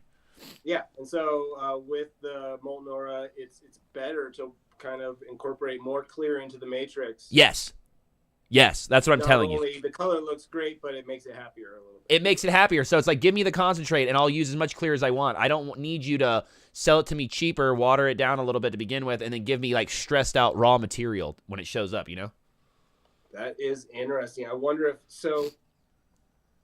are they using sand to make that? Like, yes, it's all sand glass. It all comes right from raw material or whatever, I guess is what they're called. But that's not the thing. Like the thing is people are buying it and thinking that they're like, oh, I hate this. It's $200 a pound, and you know, they're using a pound of it in one piece, dude. Like, Three sticks will make me the full hollow section of a piece that I need, but I still have a little bit over to make maybe the fitting and stuff. What I'm telling you is there's a lot of glass blowers in our industry, I feel like, are so set on the final piece that they want to make that they haven't spent enough time developing their process. I think process of prep is more important than being branded in this industry with a piece. If you can spend 10 years developing process and then take 10 years of process and build a brand off of process, you can be like, oh, well, if we hire 5 guys to make these cheeseburgers, it's a lot quicker than having 1 guy to make these cheeseburgers. You know, I don't know how to explain this, but what I'm trying to say is like the process of like someone's like, before you open that company, go work for something similar. Like, that's what I'm trying to say. Like, nobody does that. They all just want to make mini tubes and recyclers. Do you get what I'm saying? I agree. Yeah, like, develop your process and refine it. And that's a lot of what goes into some apprenticeship stuff that happens out there where people would work for someone else and learn their process. Yes. My point exactly. So a lot of these, similar to like the proto game. Yes. If you can production line something, production line it with those colors that you want to like use for your high-end shit. But I'm telling you, there's a lot of kids that are buying Molten Aura fucking Gold Ruby and pissed because they spent $200 on it and they turned it all into one mini tube that's way thick and just solid color. And they're like, this is solid Gold Ruby, 1 pound. And you're like, dude, what the fuck? It doesn't even look like how the color should look, you know? Yeah. Like when they show you Gold Ruby and then people are like, I'm telling you, I've been to a trade show last year where people were like, oh, I hate their colors. And I'm like, why? And they're like, they never look like they should in the photos. And I'm like, how do you prep it? And they're like, oh, I just gather it up and blow it. Or they're like, no, even better. They're like, oh, I coil pot it. I'm like, number one, wrong. Those are high-end colors. You have to do a high-end prep technique to prep them the right way. So blowouts, duh, right? Obviously. And then very specifically, sleeving, bro. People are so, like, hateful on sleeving, dude. That is the clear coat to like having a clear coat on a paint job of a car, dude. I mean, sleeving is believing. Yes, sleeving is believing. Good call, dude. Stevie Wonder, like. yes, Stevie Wonder. That's the lathe, bro. What I'm telling you is like when it. I believe in sleeving. Yeah, well, you should. The same way when you go and get your car painted and they're like, do you want the clear gloss? And you're like, no, leave it unfinished and matte. Like what? Like what is this? 2004? What are you fucking? Is this a Dodge Charger or something, you know? Come back a little bit, but no. What I'm telling you is the people that hate on the color companies don't know how to prep color efficiently. That's the cleanest way I could put it. They're not hating because it's bad color. They're hating because they don't know how to prep it efficiently. Because it's not Purple Rain, dude. It's not clear with a little bit of alchemy in it, you know? And they're also salty old dogs that aren't used to that type of pricing. Well, they're used to that type of pricing with colors like amber purple. Well, so what I don't understand is they're not only super, super expensive, but they're kind of, you can't buy them most of the time, which that scarcity helps bring up the value. But I mean, no, I think the value at $200 is because we're buying concentrate. I'm telling you, they could thin it out more. They're not. They're giving you something that you could sleeve 10 times and still get good results out of. People just aren't taking it that far. That's what I'm saying. Yeah, it's true. And then the ones that are keeping their mouth shut are taking it that far and having amazing results. I'm telling you, if you coil pot a stick of Gold Ruby, you're going to hate it. Yeah, it doesn't look good. You're going to hate it. So it's like beyond that point, you're not going to go and try to sleeve it, because if you try to sleeve it, you're going to hate it even more, because now you got a already fucked up coil pot that's sleeved, and now the lines are like fat, you know? In the coil pot. The deal with that is there's gold in that color, and so the gold shows up. 100%. And that color, because of its colorants and whatever, the matrix can't really take the coil potting process. It needs to just be blown out and sleeved. It needs to be blown out, and then what I'm telling you is even once you've blown it out, people are like, this is way dark. It doesn't look anything like it should in the photos. I hate this. And then you're thinking to yourself, man, they don't understand it's concentrate. It's like buying a fucking frozen margarita concentrate mixer and trying to drink it and get wasted. It's not what you're supposed to do. You pour that in the blender with liquor and other things. Their education process with their customers might need some improvement. 100%. They need to have, yeah, but I think that's why it's so, I think that's why, okay, maybe you don't know this. People like me that know how to prep it are going on there and buying fucking 20 pounds, dude. Yeah. Like, no, I mean, obviously they're not having any problems selling it. It's just that, like, yeah, some people don't. I'm not the only one is what I'm saying. I know, like, a 30-pound pot is normal, okay? So if they pull 30 pounds of red or 60 pounds of red, of gold ruby, I can tell you there's probably me and 5 other guys at least, minimum, going on there snagging 10 to 20 pounds. Yeah. I would assume. And so you find that, like, the Karma and Carmeline and those other ones, they're just way... I don't even want to work. I don't even want to spend my money on them because I already got fucked one time thinking I was getting a deal by buying, I think I bought their, it was called, like, Mystique or something. It was like a weird CFL purple or something.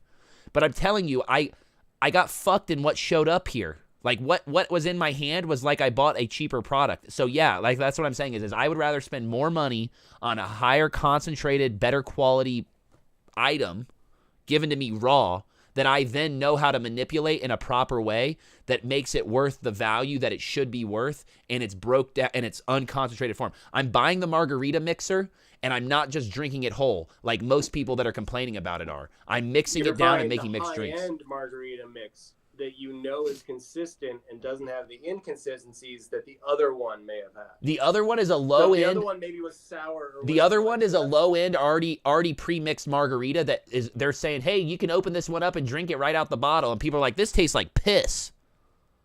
Like people that drink the high end shit. But some people are like, this is great, and you're like, dude, it's Bud Light. So I used to sidestep that by hand picking all my colors. Sure, that's where we're at on every other company at this point in the game. I'm glad you brought that up. We go to DNL and I have to hand pick rods because I can't trust ordering from Mountain Glass or ABR or Lampwork Supply. I can't trust it. Yeah, don't order from ABR. No, fuck no, never on ABR. And that's my okay. So here and then here's the climax of all of it. Why I really don't want to support North Star and all their development. Because their development is not based around wanting to better a community. Their development is based around wanting to shut everyone else out that is developing color. And they're doing it by making stuff cheaper and like shoving it in your face, dude, which is not cool to me. Like that's not what developed color for the past 20 years. What developed the Boro color scene was glass blowers asking for better color, asking for higher end color, and just making work happen and conglomeratively working together to make that possible. Where now, whenever I see North Star post a color, they're not saying, Joe Peters reached out to us and really needed this. They're saying, burn Molten Aura, burn them down, you know? And fuck that, dude. Fuck that attitude. Like, eat a dick, bro. Like, and I hate to say it, but it's the owner of that company. He is an old man at this point in the game, and he's looking for his way to stay relevant, which it is what it is, dude. He's trying to stay relevant, just like homie at ABR is, who is also the same type of human being. You're like, why do you keep... I'll say this. When I first met Abe, Abe was in Bellingham as well. And he originally, when I first met him, had that, he had the machine that could pull like the Glasstronics green or make like the Glasstronics green sticks or something at that point. And he was doing like this crazy work. He's always been very advanced. And I don't doubt that he probably has figured out a lot of these colors that other companies have come out with, or he had tried to and got close, and then they took it. And Peach was gold ruby. Peach was gold ruby. Yeah. Okay? Yeah. I Yeah. get it. You're pissed another company figured it out when it took you 10 years of failing on Peach to finally figure it out. But you don't have to you don't have to be a dick and be competitive. And it's not a competition, dude. I'll buy your color. Just give me good raw product that's not fogged, and quit trying to like make our industry look like we're like, oh, I'm going to make this color better than yours and cheaper, and we're going to call it something that's like similar but like competitive, like Karma. Or like the whole Karma thing, every time I even say the name of that color, I'm a little... Yeah, I'm like, what is your point of calling it that? Because it's Karma against Molten Aura? I've got this dig against another company where I'm just trying to like... I want to better our community, bro. I want, like, I've said this before about sponsors on here. Like, Mountain Glass doesn't sponsor us, but they sponsor Dustin Revere. But month after month after month, this year alone, we're buying torches from them and going on there and giving away torches in kits to people, dude. And it's like, so it's like, at what point do you as a company start to recognize that someone is out there bettering the industry versus someone out there trying to run a marketing scheme, you know? Like, so it's like the guys that hate on Molten Aura and all of that development, they're North Star riders. They ride North Star heavy. And they're the same dudes that are like, oh, yeah, well, Abe used to hook me up back in 2004. And I'm like, I don't care if Abe hooked you up in 2004. Right now, Abe looks like he doesn't want our industry to move forward at all. He just wants to be the big man on top of the color game. And it's like, how fucking rude, dude. He's trying to Walmart it. And he can in certain ways. And they did their big investment. And yeah, it's interesting. It's interesting that he took over Troutman color. That's cool. No, I'm cool with that. That's understandable. Paul Troutman was like, I'm old as shit. I'm not relevant with these young hip kids. I can't even come up with a good name or like at least a unbubbly enough color. That's really Paul Troutman's. Paul Troutman's like, I can't figure out how to get the air out of it. You know what I mean? Oh, come on now. Paul Troutman came up with all of our. He was the original North. He's the OG. Guy. He's the OG. The yes. Color sucked. But no. But what I'm saying is Ghost. Ghost, for example. Ghost is secret white with fucking more air scraped off the top. Huh. It's not Moonstone, bro. It's just, it literally, Ghost still has air, just like secret white. It's just less air. All right. So, like, what I'm telling you is, why did he buy him out? He bought him out to get his formulas. Yeah, Paul has the formulas, but Abe's sitting there cooking color so fucking long all day, every day, that it's like, their competition is, like, irrelevant there. Where what I'm telling you is like, if that's competition and homie sells his company, that's cool, dude. You did something to better the industry. You gave up all those recipes. You gave them to a company who's producing them at a higher, a higher amount. But then Abe's attack on other people in our industry is very offensive to me as someone who's always trying to help everyone in our industry. I agree. He's just trying to help himself. He picks sides and he does naming and stuff is just weird digs, which is it puts a tint on the color that isn't so great. The tint on the color is you better be an old dude, your homies who you blew glass with that are making proto all those years. They're Abe Dick riders, straight up. Like, they love North Star. I'm sure. Well, it's it's low cost, and there are certain attributes to certain North Star colors that can be good. Certain of their stock colors they do well. I love Amber Purple. I love Double Amber Purple. I love North Star Orange. All of their CAD colors. Their CAD colors are the only CAD colors you can use in Millie currently in the game. Yeah, how about the new Galaxy? That's kind of a cool color. The Galaxy is great. I bought that color when it was called something else, and it was a Troutman. What? I bought it when it was called Avatar. Avatar from Troutman. It was kind of in this transitional stage. Yes. Me too. And it was not the same color. And now it's like blackjack with a sparkle. Jet black in there too, I think. Something, dude. But I love it now. I'm totally about it now. Yeah, it's sparkly black. It's cool. Like, I use it a lot. I use it on pendants. Fade to Black is another good one. I think that's Troutman that they now own. Now, are they making that color more now? I assume that it's all inclusive in the facility. That is a weird color that breaks a lot. And yo, let's go ahead and put this out there. Didn't he sue Glass Alchemy like 10 years ago for their copyright on like I'm pretty sure Henry, I think his name's Henry, who owned Glass Alchemy, worked for North Star, left North Star, took the recipes, made Glass Alchemy, and started running recipes at Glass Alchemy, which then Abe sued him for. Abe's game plan this entire lineage of his career since he realized he had the ability to do it has been the guy who's like, I'm gonna sue your ass. I'm gonna make you feel like a piece of shit. I don't remember that at all. I do remember that originally it was like Mumpka and Glass Alchemy together. Okay. Helping to develop the cadmium colors, and then at some point there was a split between Mumpka and Glass Alchemy, and they continued to develop and work on their cadmium colors. And then she kind of had her thing, and then obviously she may have worked with North Star for a little bit there for a second too, or not. But then obviously that's another weird one, bro. That's a weird one where okay, Momka's a good example of everyone. You guys can just fight on your own. I'll sit over here and just be a color company. That's Momka. That failed. And no, they're back. They're back. I swear to God, they're back. I swear to God. Why even? She just made a new Instagram post like a month ago. Okay, cool. Like she was selling off all her old stock. I mean, I buy her and use some of her glass. No, yeah, I bought it because you told me to buy it because she was going out of business. I mean, that stuff's cool. I'll buy some off you if you want. No, I'm happy to have it in my storage bins in my basement. I'm happy to have it. But it's just funny because, like, when you look at the owners of these companies, Thomas and Jody that own Glass Alchemy, they're cool, dude. They're just the young kids on the block. Like, they came up watching their parents run that company and develop that company. Yeah. But they're young kids, dude. They're not young kids. They're, like, in their 30s and potentially 40s. But what I mean is they're young to owning a color company and being the purveyor of alchemy. They are young in that. Where Abe is like, I know this. What? Yeah. They're into that newer school approach of sales. Yes. Where I'm telling you, Abe is like, I've had this shit down for 10 years. If you want to come step in my door, I'm going to sue your ass. And I'm going to call my color something that offends you. That's Abe. Where Molten Aura, people are like, how do you really feel? I'm telling you, I'm giving you all the people. Molten Aura, people are like, who is it? Well, and then we got Greasy Glass. Greasy Glass, everyone knows who that is that fucks with him. People are like homies with him. He's the homie. Greasy Glass is the dude that gives you the deal on 8s. Do you get what I'm trying to say here? He also, I will say this, he developed satin colors.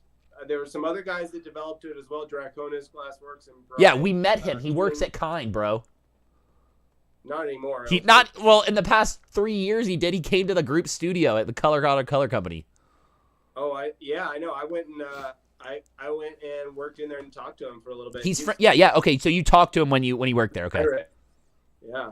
He was down in like Florida or whatever, Bahamas. Bro, he's a crotchety old dude too. No offense if he's listening in right now. He's a crotchety old motherfucker, dude. He's never listening to a YouTube glass thing in his life. No, bro. He came up to me and was like, "What's this white? Satin white." He was like, "What's this white?" And I was like, "Secret white" is what I said. Because that's what it was. It was secret white. He goes, "The hell's so secret about it?"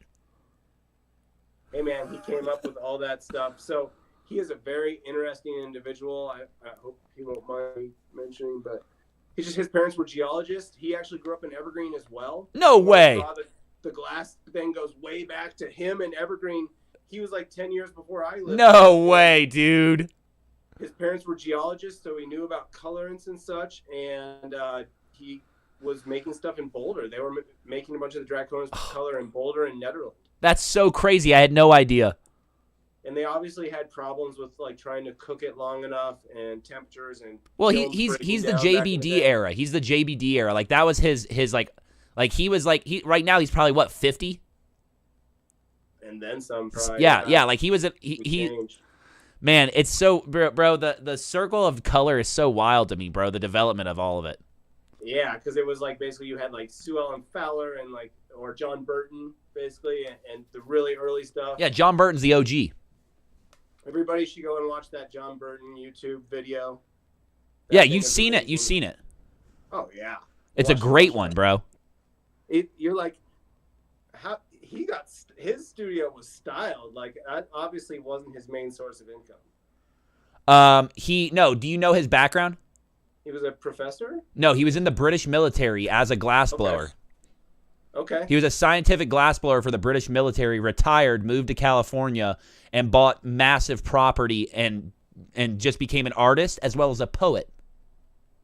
Killing it. His poetry is quite the the good stuff, if you will. Oh, really? Yeah, I'll have to check that out at some point. Interesting. I can okay. only imagine. So that dates into the 60s. He was blowing glass in like 1968. I have books on him that I've read that are dated from him. Like he wrote these books in 1960s, late 60s. But my point is like the evolution from mixing raw alchemy in your hand and pulling it into a stick of color. Cobalt, throw cobalt and clear, mix it up, turn it around. Okay, dude. Even then, he wasn't reaching out and being like, I'm an asshole about this. So, like, that's kind of my point here is, like, as the color is developing, the only thing I'm seeing is people trying to claim ownership of shit that they have no ownership of, dude. It's alchemy. It's just raw alchemy. Like, at the end of the day, everyone should be on the same page that it's fucking crazy we can even melt the shit and we have it available to us. Would you prefer that the color companies not make similar colors and that the palette be more constricted? No, that has that has no qualms to me. I think someone's going to choose the color that they want to use based on the result that they're achieving. If anything, I think Abe, the fact that he's charging so little is silly to me, because those colors, he's not making as much money as we think he is. I'm telling you, those colors cost. He devalues some of those colors. Yeah, he's devaluing it. And by putting out, and especially if they're inferior, if they're going to show up with scuzz or marks or be difficult. My point is, I'm not going to spend less money to get the raw material in a shittier form when I get it. I'd rather spend more money and get it in a perfect fat rod that I know is going to like mix in perfectly, you know? Yeah, it's interesting. As glassblowers, we're always trying to like, we have to manage our expenses because otherwise we can't run a business. But we also want to have like the most seamless way to make a good product for our customers and for ourselves, something we're proud of. And there are pitfalls all along the way. It's like running down a hall with people throwing grenades at you to try and make a successful, really nice glass piece. Well, and I think a lot of people that are buying his color are buying it to protest Molten Aura asking high dollar and them not getting it. Like, you'll see someone get it and they'll be like, got that new Carmeline. Too bad I could never get your color, Molten Aura. You know? And you're like, what the fuck, dude? Like, what are you buying into? Like, they're buying into the fact that Abe is saying, I agree with you. You should be able to get it, and it shouldn't be that much money. Here, let me be on your team of hating on other people. You know? So it's like, where are we at in color, dude? I don't know where the fuck we're at in color. I honestly, like, I ask myself this a lot. I swear to God, I ask myself this a shitload, where I'm like, man, I wish we were in a time period right now that had continued on from like 2011, 2012, 2013, where like artists were so good at what they envisioned doing that they actually would reach out to these color companies and say, hey, I need this for this application. And the color companies would follow in suit doing it. And that would be the evolution of glass. Because you watch Degenerate Art and you hear Thomas and Jody's mom and dad, Henry, and I can't remember the mom's name, but you hear them speak up and say, I think Henry and Susan Grimmett, you hear them step up and say, it's because of the development in the pipe scene that we have the colors we have today. And what I'm telling you is that's not what Abe is saying. Oh, well, hold on, though. Abe would not be coming out with these colors without the pipe scene because there wouldn't be a demand for it. I want to hear that. That's what I want to be backing it, though, is what I'm saying. That's what I want to be the backing force of it, not I want to step all over this other company's face.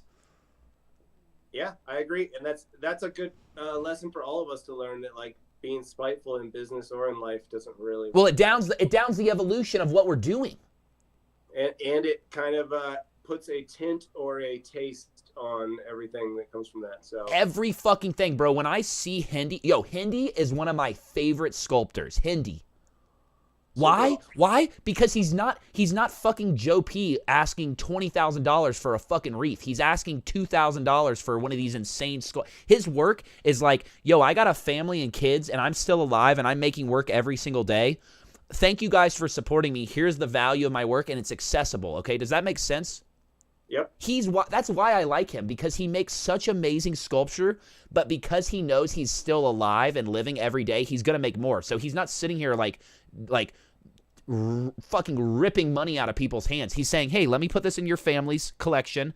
I appreciate you. But then I see him using some of these North Star colors, and I'm like, damn, dude, you used color from someone who is like a hater. And it bothers me. It sucks that it has to be like that, because we're all just trying to it's like you just want to fill your palette. Like you just want that splotch of paint there so that you can take what's in here and put it out there. And there's all these things. Well, when you go to Home Depot, how many paint companies are on the wall there? I've never even thought of this. How many companies of different paints are on the wall at Home Depot? There's like 3, including Home Depot's company. Yep. So it's like at the end of the day, you're going to go in there and choose.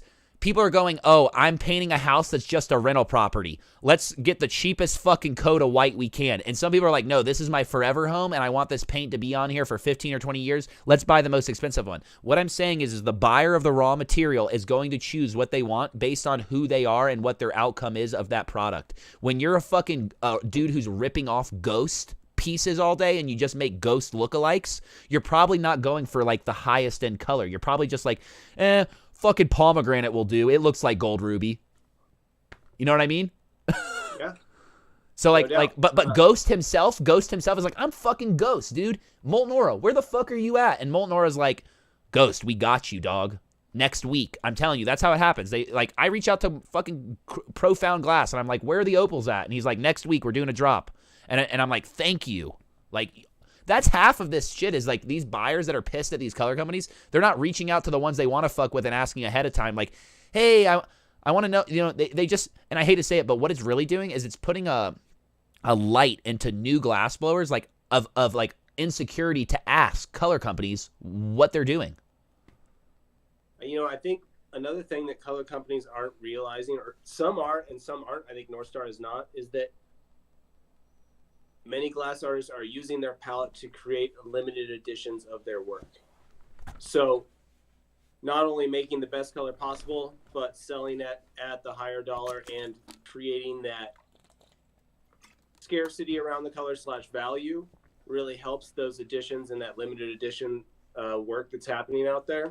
You're saying by getting Molten Aura, and having it and already having it in a rare line. North Star is kind of missing the ball in that they prefer to like try and flood the market, devalue the color, and then possibly not put out as high quality. Not to offend my brother if he's watching, but it's my brother literally coming in, and I can hear my brother right now walking into a store going, so who are you buying wrapping rakes from? And he's like, oh, a bunch of local guys. And he's like, what are they wholesaling for? And the guy's like, 18. He's like, I'll do it for 12. Like, I'm telling you, it reminds me of the 2011 proto hustle that I remember so clearly in Florida of, I'm going to screw over my best friend in town by selling $4 less than him.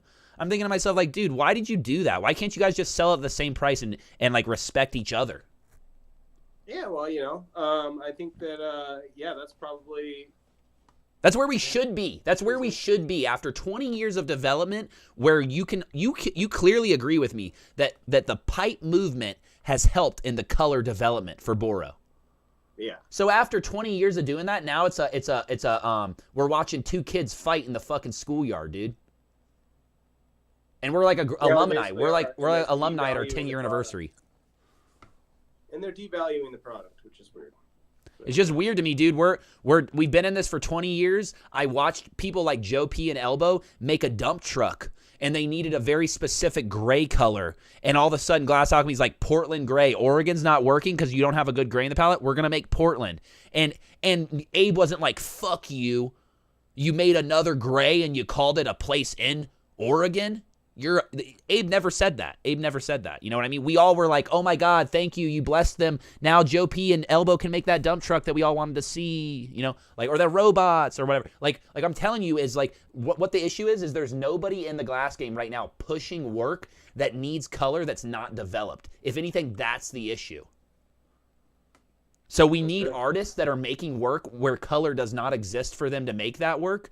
And they need to be reaching out to color companies going, yo, y'all shut the fuck up and quit having your fucking schoolyard fights and start making color that we need, because we need this, this, and this. And y'all are just trying to fight each other out for who can do it cheaper.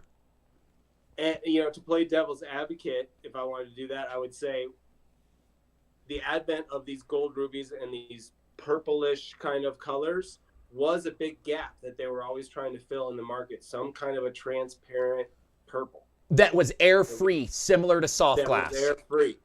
And so this is them trying to fill that gap in the color palette.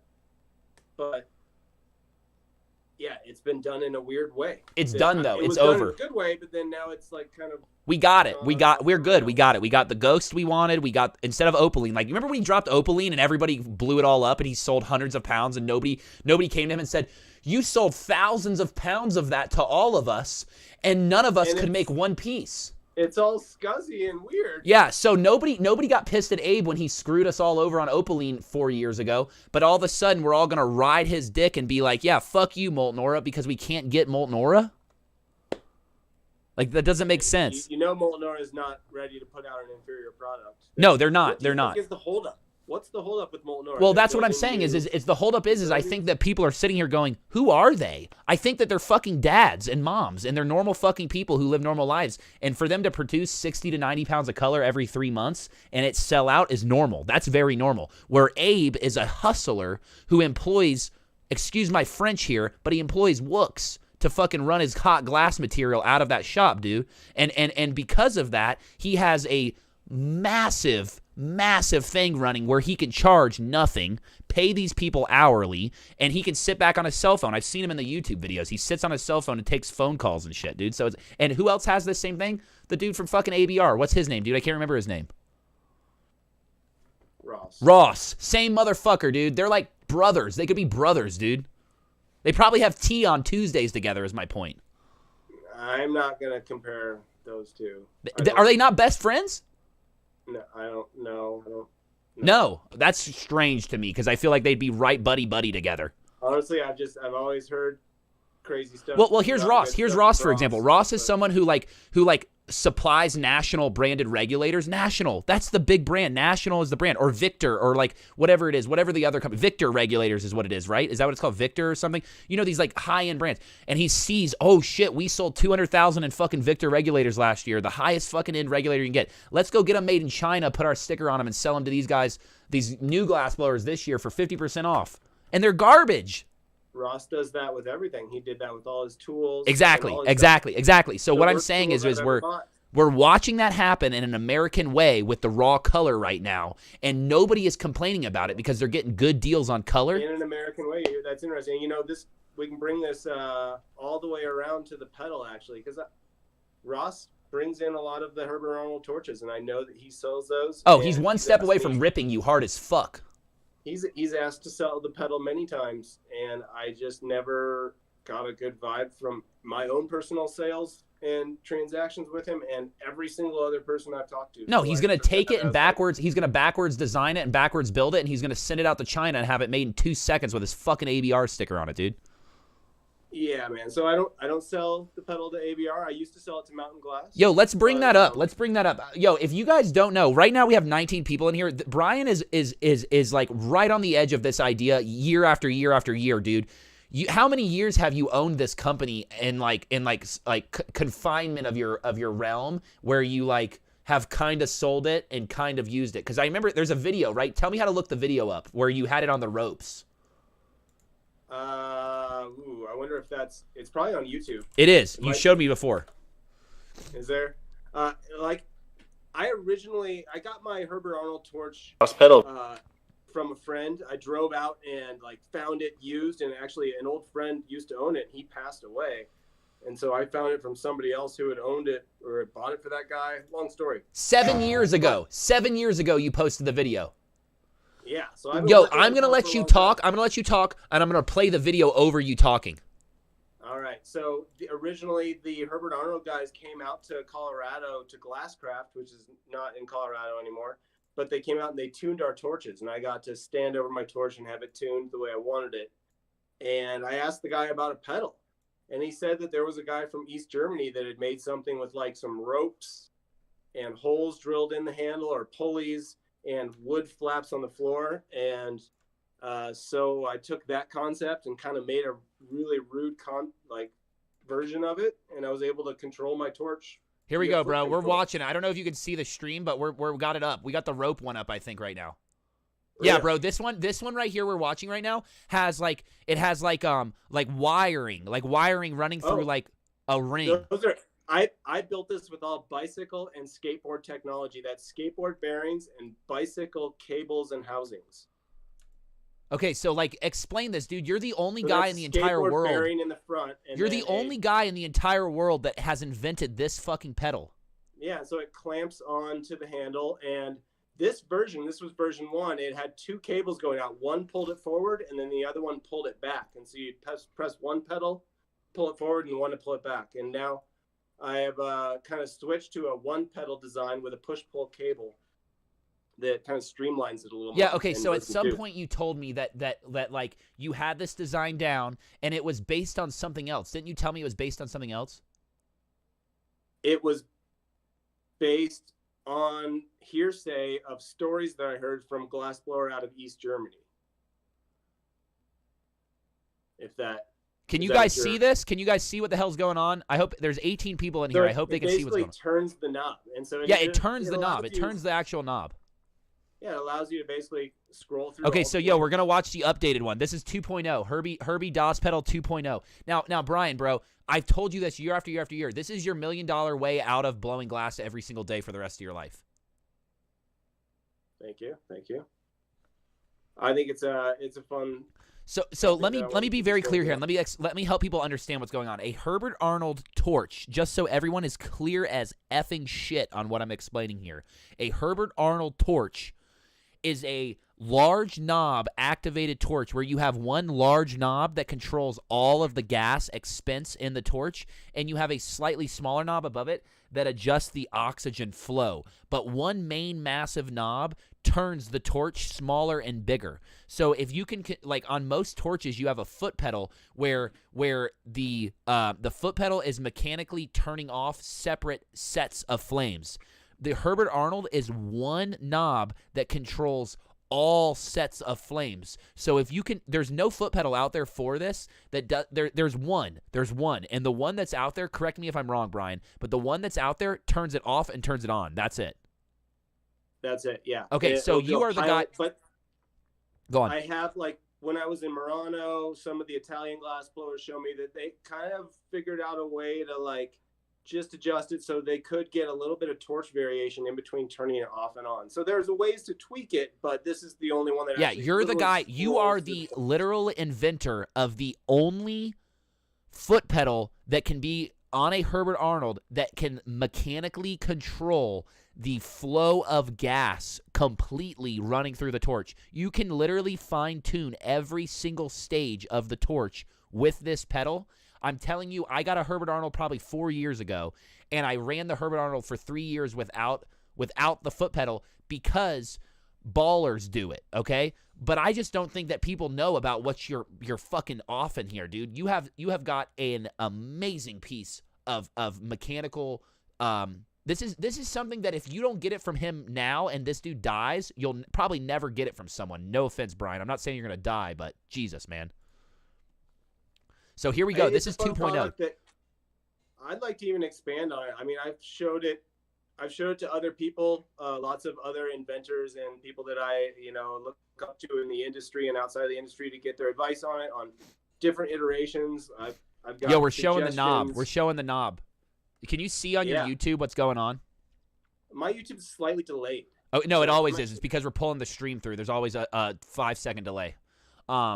This happens in real TV as well. Like, you'll see someone on SportsCenter have to wait a second before responding, Right. So this is my installation video. I apologize. It was shot on an older phone that's kind of doesn't have video. Yo, what we're looking at, though, it's hard to see, but this big knob, this big fucking knob is the knob that we're talking about, just so everybody has the knob a that clue. Turns it all, yeah. So I made this thing to clamp onto that knob and turn it. And it's when I wrote the patent pending, it is a foot actuated flame scrolling pedal. Oh, man, flame scrolling. Such a good word to use, dude. You can scroll through the index of the flames that the Herbert Arnold torch offers.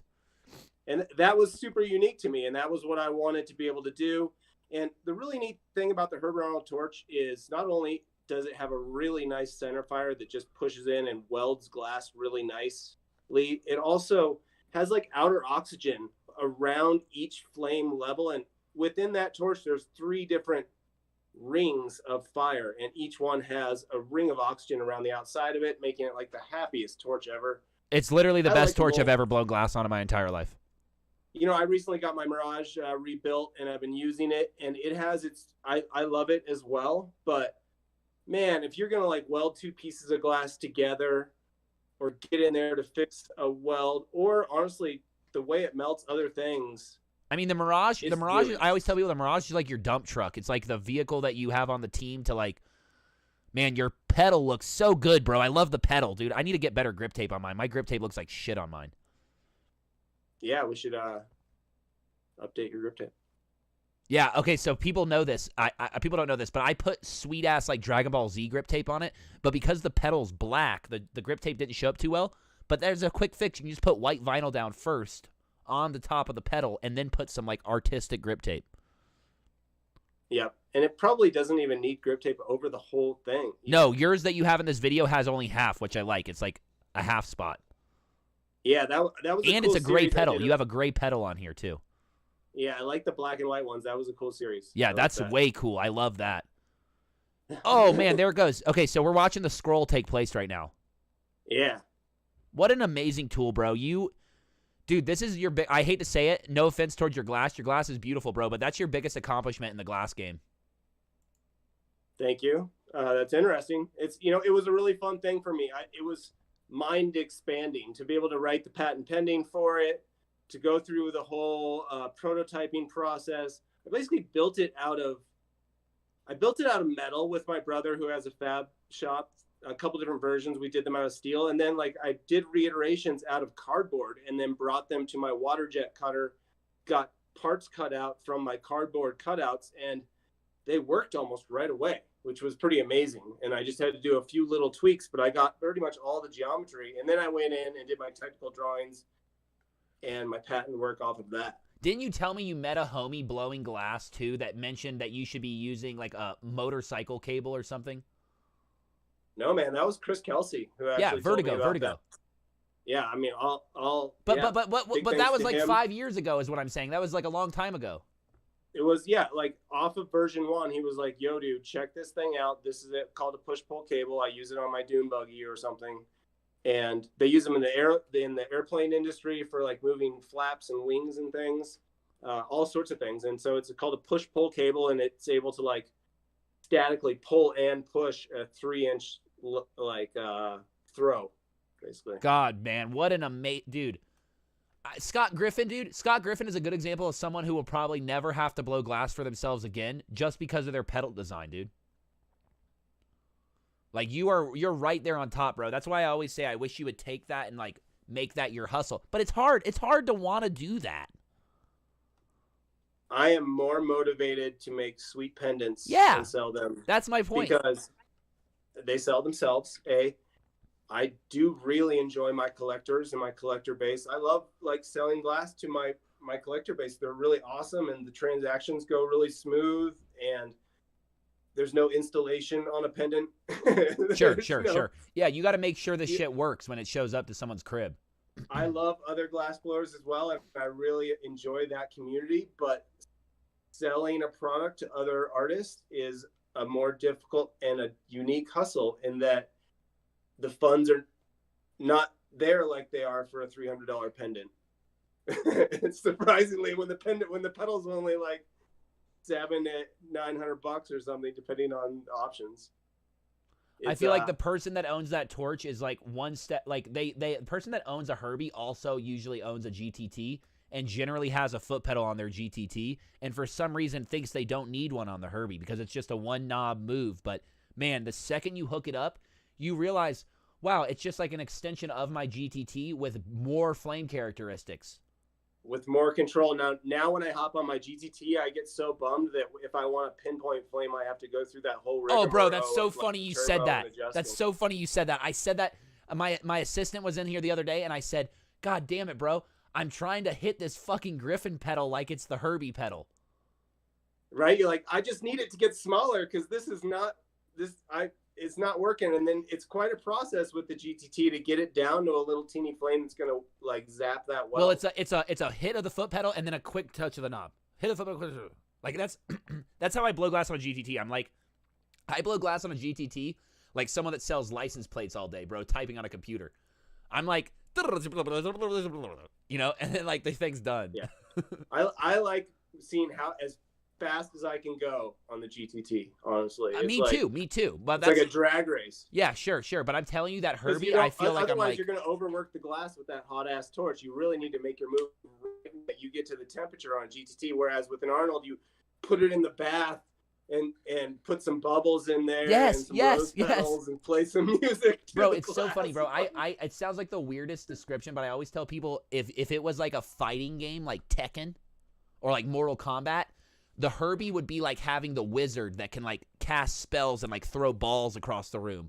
Where the GTT, things that you didn't even know that you could do. You're yeah. Did that. The GTT is like the guy with the machine gun in the game. Wait, and this wizard goes around and cleans up the room afterwards because the Herbie cleans the glass for you. Yeah. Okay, so a lot of people seem to have issues jumping from one or the other.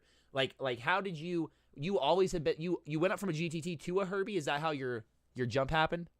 So interesting for me. I've always been a torch slut. Like I've always liked using other different kinds of torches. Started on a National, went to a Carlisle really quick. Used a bunch of other torches. Got to use Slinger's 50 mil Arnold up in Canada and just fell in love with it. Just the way that it melted in welds and things. And I enjoyed the premix center fire of a Carlisle. So the center fire of a Herbert Arnold kind of had a little bit of a similar feel where you could really find where the heat was in it and you could get really down really small.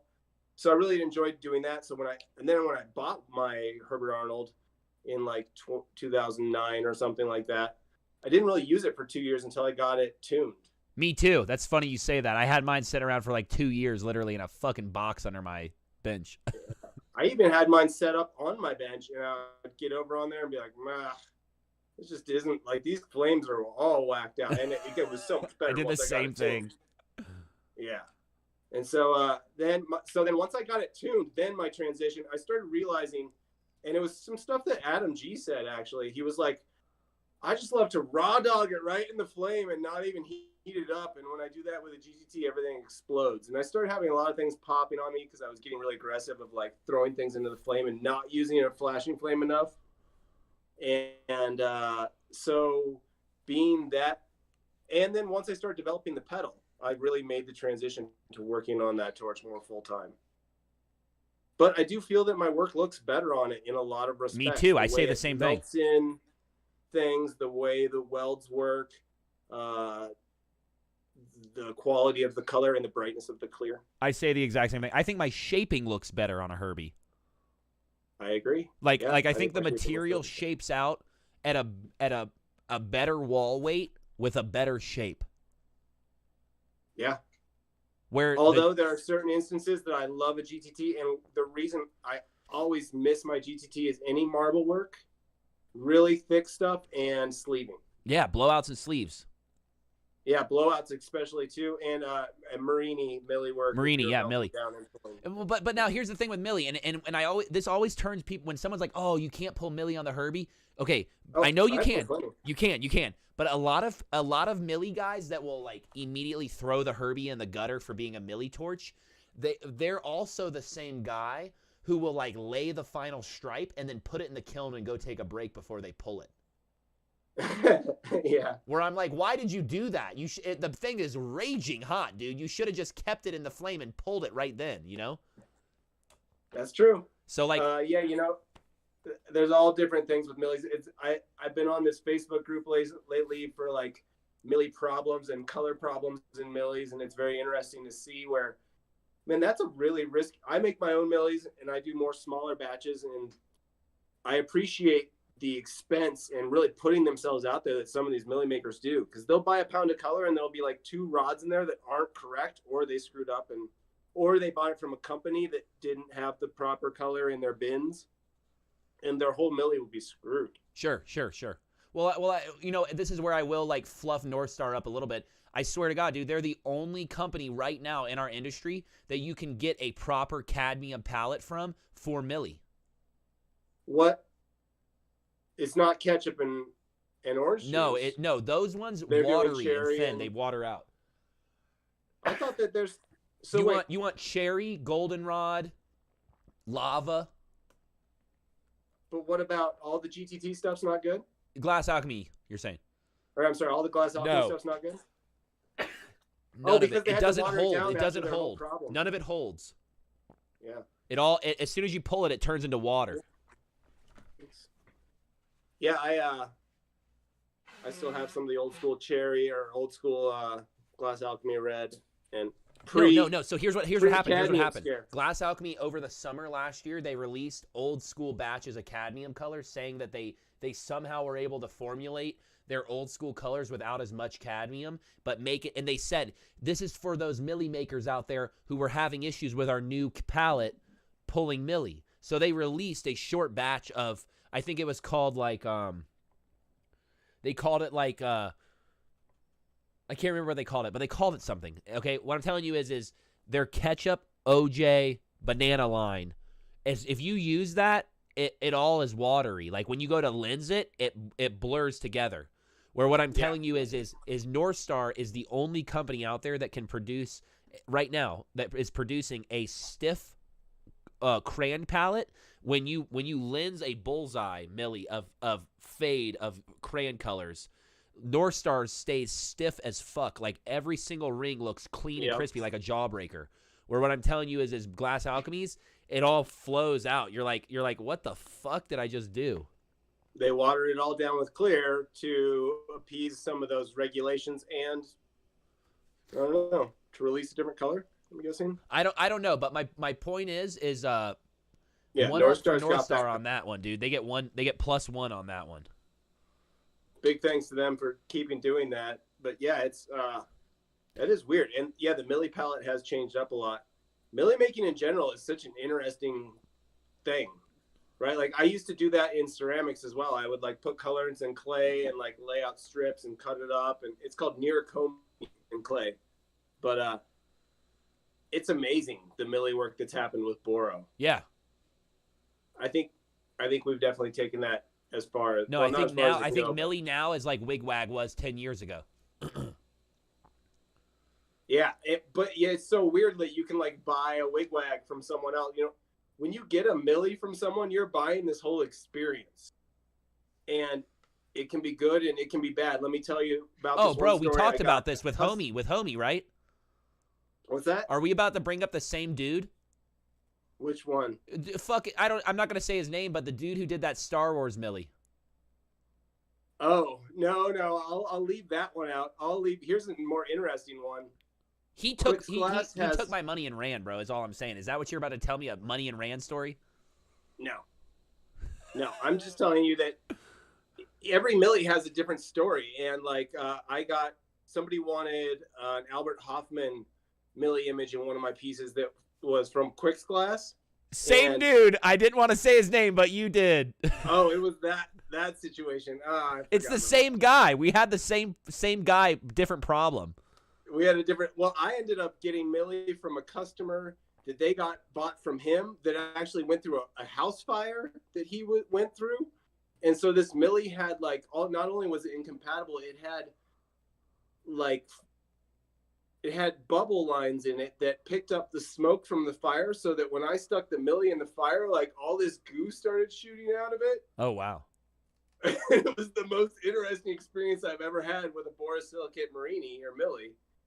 And then it ended up, I put it in the piece, it went through a full flip, and then it checked in the piece. And so I had to go through and pull that, and I did a full sock flip and then sleeve. I had to go through and like pull that sucker all the way out and put another milli back in its place. Oh, man. The finished piece made it just fine. That was recently. That was recently. For not overcooking that glass. That was recently? Yeah, that was last year. Oh, wow. Yeah, last year I bought a milli from him, and it never got sent or anything, and a month or two went by. I was like, what the hell happened with that? And he's like, it's on the way, and then I saw tracking was updated that moment. I was like, what the fuck, dude? He's like, yeah, he blamed it on his wife. I was like, you're a real fucking dude, man. Blame the shit on your wife. Working with other glass blowers in the industry is interesting. Like I said, selling, and the biggest deal I think is when you're buying something from another artist, don't pay them all the money up front. Fuck no. Pay them half and tell them you'll pay them the other half when they're at the post. Bro, I don't fuck with any artist now on buying material unless I'm in person with them, dude. I've had good experiences, and I'm still currently in this other experience where I shouldn't have paid somebody up front. Oh, you're dealing with one right now as well. Are you going to Vegas? I was going to ask you. I am not currently planning to go to Vegas, but you never know. It could change. Okay, we're going to Vegas. We have booths there. We got 2 booths this year. Oh, nice. Yeah. We like spread the booth out way wide this year. But what I'm saying is moves like going to a Vegas show, great opportunity to buy milli and raw material and stuff. Yeah, for sure. And you get a hand pick. Yeah, that's what I mean. There's a lot of a lot of the viewers that are in here, we have 17 right now. A lot of the people listening in are up and coming glass blowers. So information we're giving them, about your foot pedal. I don't know if any of these guys in here own a Herbie, but a lot of them want to know what the fuck that is, you know?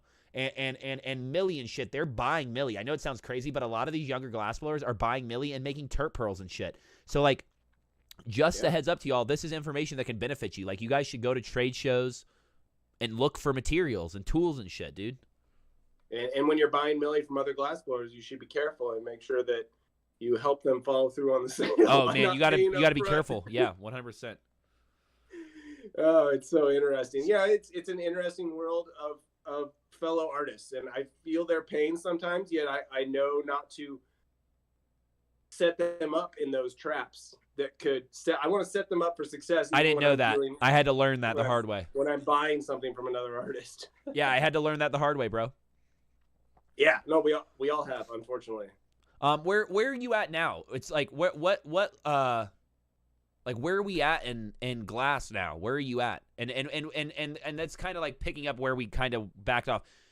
You have developed through since 2009. You moved back to Colorado. 2011, the shit started popping off hard. You're aware of that, obviously. 2011, 2012, 2013. Since 2013, you've been developing your brand as Surf Rat Glass. Where are you at now? You're grinding?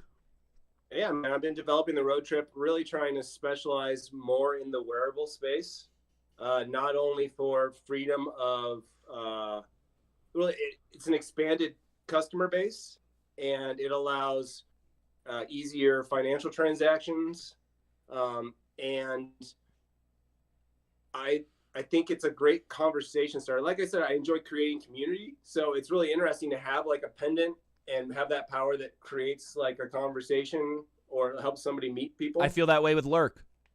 So I'm still really going strong on that. I really enjoy that. I'm developing my base as far as that. I'm incorporating,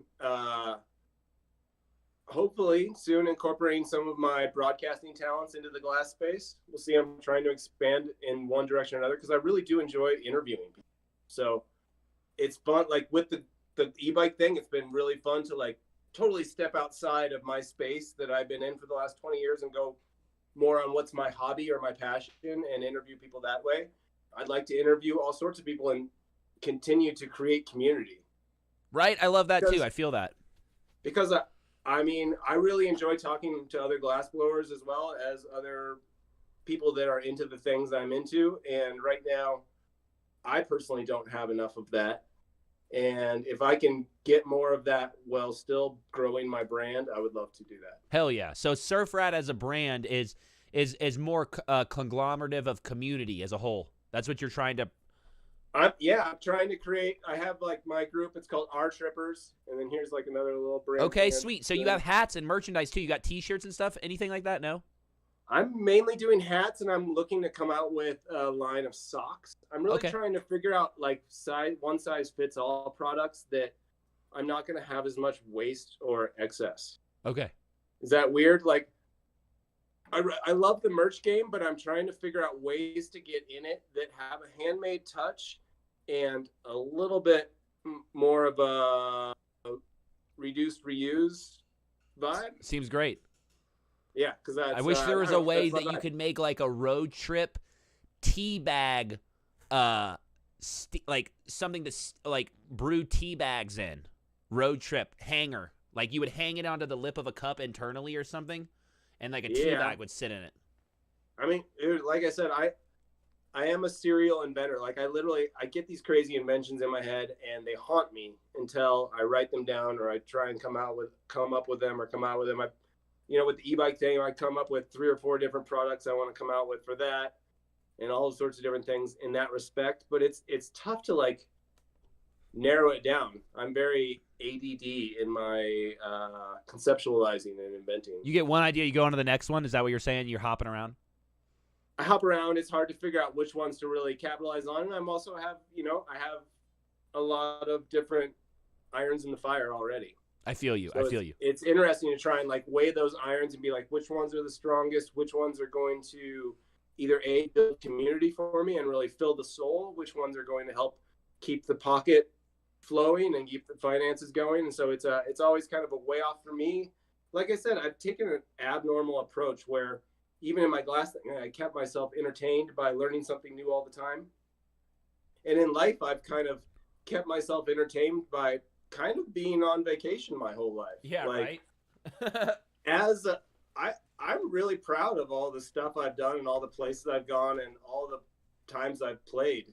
I'm also really proud of all the hard work I put into and the things I've learned, but I'm constantly learning. And that's something I really enjoy about being around people like yourself. Like, I'm constantly learning, and I knew from the beginning there was stuff that I could learn hanging out around you. And I really appreciate that. I try and surround myself with people like that when I can. Bro, the feeling is mutual. If I find someone in my circle that is not benefiting the growth of my plan, I 100% either have to remove them and I notify the group, or if the group cannot agree and we cannot remove them, I have to remove myself from that group, which honestly is why I left the last group studio I was in. And see that I'm trying to base it less on leaving others and more on expanding. And so it's kind of like the skill stacking. I'm trying to friend stack as well, and I'm not good at organizing and like nurturing some of those, but I'm really enjoying surrounding myself and stacking positive, influential people that are inspirational. I'm saying if there's one person in the circle though that's not, you do not continue to hang out with them. Yeah, that's really tough, man. It's tough, and it's hard to come to terms with that. Oh, I'm so easy with it. It was hard for the first couple times. 5 or 6 times in of like being like, yeah, we're done with homie. That we're good now. Yeah, things grow and evolve, and we all grow and evolve and learn and change. And yeah, I mean, there's room for change and improvement and whatever. But yeah, I feel. Don't you think though, a lot of the people in our industry, and we can move on to the next topic here. We can move on to the raffle or whatever, wherever you're at in the night. But don't you think a lot of the people in our industry are not in this with like a wholesome heart of development and growth at this point in our industry? Our industry is at a point where you could buy a torch and get in on this shit in your garage today. And I'm telling you, I think there's a lot of people that don't give a fuck about development of our industry or development of individuals as creative individuals. You've been on that journey for 20 years, and I got into it in 2011 right on the tail end of like your generation being the main generation. So I that's my nurturing. My nurturing is like your generation nurturing me, you know? So I have a respect towards like creative individuals where I'm telling you, there's a lot of hustlers in our industry right now that are just hopping in it today and don't give a fuck about their own creativity. That's fine. You know, there are going to be many motivating factors to get into it. And one of the reasons I wanted to get into glass was I saw some really expensive Chihuly pieces, and I also realized I could make it one day and sell it the next. So there was finances involved in that motivation. But then once you get in it, you're like, oh, this is kind of like an art class or whatever. And it reminds me of art class every day with these people, or I'm inspired by those people, or holy shit, those guys are cool and those aren't, or whatever. But yeah, you have never really been in a bad group studio situation, have you? Dude, I have been in some whoppers. Okay, you've been in some rough ones. My original one up in Vancouver, not in Vancouver, excuse me. My original studio I went to up in Crested Butte with Raven, who has since passed away in a car accident, and Koa, who has passed away from something else too, I believe. It was crazy, dude. This guy, he learned how to make. He had all the inspiration and none of the like technical know-how. He was making 3 Shark Dichro bubblers that were like this big. Every single weld was janky. And so shit was breaking, and then he would get super upset and then throw it at the wall. And we'd all be like, ah. That's what I'm talking about. I came up in the same shit, dude. We're like, and then the dude next to him, his stuff would break, and he'd throw his blow hose on the ground and start jumping up and down and stomping on it like a little kid. I hate that. And then homie, I left on vacation. Homie took my brand new CC Plus, put it on his own rack and pin, and aimed it up and dripped silver right in the head of it and never paid me any money. That's how you pay your dues as a beginning glass blower. God, I hate that shit, bro. Fuck it all up. Horrible. Absolutely horrible, dude. So yeah, I've worked in some shops like that. I've worked in some other shops with people that would like do crazy stuff. I've worked with, yeah, man, I've been in plenty of plenty of situations. But you like got that. yourself out. You obviously didn't linger. Yeah, no, I mean, I moved to Canada. Yeah, you got out. You got out. That's my point. It was crazy though, man. That same glass shop, it had been shut down because it wasn't completely up to code. And all we had to do was basically put a vent in the closet that held the dewar, the liquid oxygen tank. But it had been shut down for code violations. And I didn't realize. I went in there and fired up a torch and a fan and kept going. And I had a policeman come in and pull his weapon on me and aim the gun at me and told me to turn the torch off. Wow. Yeah, he was pissed. I was like, I talked myself out of it. I didn't get in trouble. I was like, look, I wasn't here the day that it got shut down. Like, I rent space. I don't know what to tell you. Sure. And so I was like, it was all good, but it was crazy to have a cop like literally pull a gun on me while I'm like, obviously, you know. Yeah. Mid melting, probably stoned. Yeah, brain melting, glass melting, everything melting. This shop was really cool. It was right next to the skate park in Crested Butte. Cool. And so our fans would just blow right out onto the skate park. Cool. So of course we're like, Yeah. That's awesome, bro. That's super. It was cool. really cool. It was also a really neat shop, and it had this giant Hobart air heating system. So it had a heated air intake that was natural gas fed, and that was clutch. Yeah, I have natural gas here, and I think sometimes about hooking it up for heat and for the Herbie. But I don't have a natural gas Herbie, but still. It was a Hobart. Hobart makes all this crazy industrial stuff, and they made a heated air intake. There you go. Okay. Yo, I'm trying to pull this torch up right now. Do you have anything else to cover in this interview while we're on with you? Do you want to talk about anything else going on in your life? Not a whole lot. We're about to get on Mountain Glass and go buy a torch for someone. Enjoying it. Yeah. Is everyone else doing good on here? We got 17 people in here. We're about to are you ready to move forward with the raffle? Are you cool with that? We're 2 hours and 40 minutes in. Nice. How long are your shows usually? 3 to 4 hours. Nice. So we're right there, you know? Yeah. No, let's I'm excited for this. I'm looking forward to this. Somebody's life is going to be changed. Yeah. I'm trying to make this a little smaller here so we can. Here, hold on. God, I wish that my first torch was a Bobcat. Mine was a National. I had a Red Max. Oh, you're loving it. Red Max, that's good stuff right there. Nice even flame. Big. But the Bobcat's probably. The Bobcat is just a sweet torch because it's a GTT. And you could use it as a hand torch down the line. You could. I mean, just in general, it's the first purple torch in their line of torches, which is way sweet. It is. Like, we normally give away this this Cricket setup, and the Cricket, I don't know if you can see it on YouTube, Brian, but the Cricket is a like, it's on YouTube. It should be popping up here in a second. The Cricket is like a silverback single stage. And the Bobcat's a single stage as well, right? It's a single stage, but it's just got a purple, which I think is sweet. I just like the purple. So there. Oh. Do you see that? Yeah, there's the Cricket. Yeah. So the Cricket has different hosing adjustments, and it's got that kind of like little angle thing going on at the back. The Bobcat is very similar, but I like the purple on the Bobcat, so I wanted to hook someone up. It's $15 more. Okay. Anodizing, yeah. It's a great little torch. So, yeah, we're going to choose someone full body as well. Johnny, I don't know if you were in this with us or not a couple months ago, but as of the first of the year, we announced that with the full bodies this year being numbered series of work, we're giving away every 3 months a functional Lerk of some sort. So this month, we're actually giving away a gold ruby line worked 10 mil Traveler.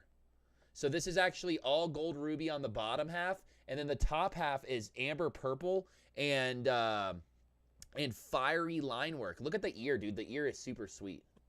Nice. Zippered right up there. Yeah, so it's got like the zipper up the ear. But yeah, so we're giving away a torch kit tonight, and then we're picking another ticket, but you have to have been subscribed for 3 months to win the functional. That's how we're going. The functional, the retail price on this piece is $1,400, just so people are aware. These go for $1,200 to $1,400 generally. So this is This is a way up there piece still for someone to get in their collection that's been subscribed for 3 months. To be subscribed for 3 months, you basically are spending $450 total over 3 months. So someone's going to get an over $1,000 piece for spending $450 worth of subscription. And you get pendies in the box, you get a bunch of other stuff, but picking a winner for the torch kit, boing, boing, boing, right here, I'm pointing at it right now. You're going to win the first in the purple line of GTT torches, and we're giving away a functional tonight. So thank you guys for hanging out.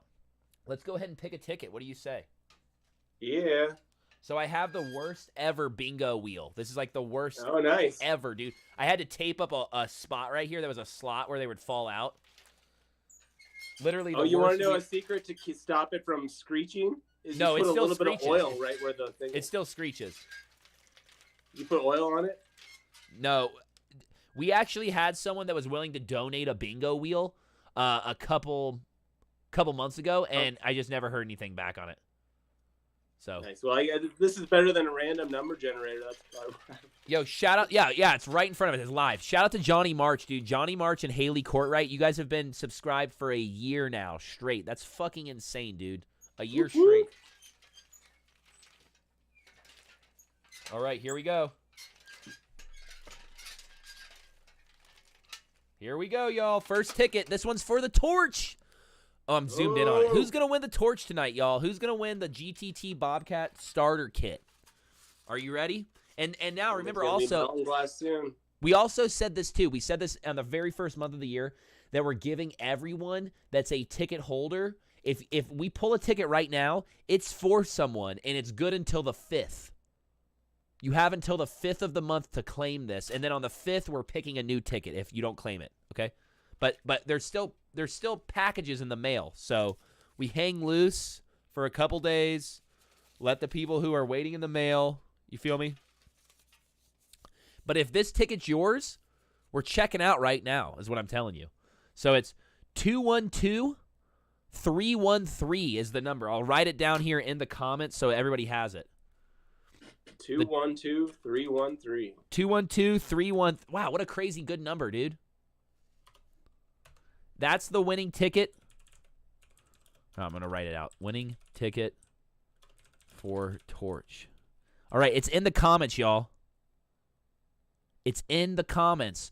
Winning ticket for Torch is 212-313.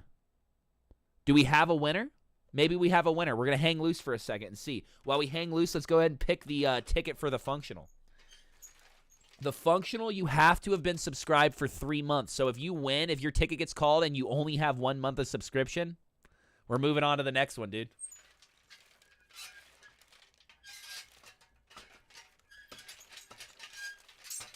Oh, this functional is pretty sweet. Who's going to get it?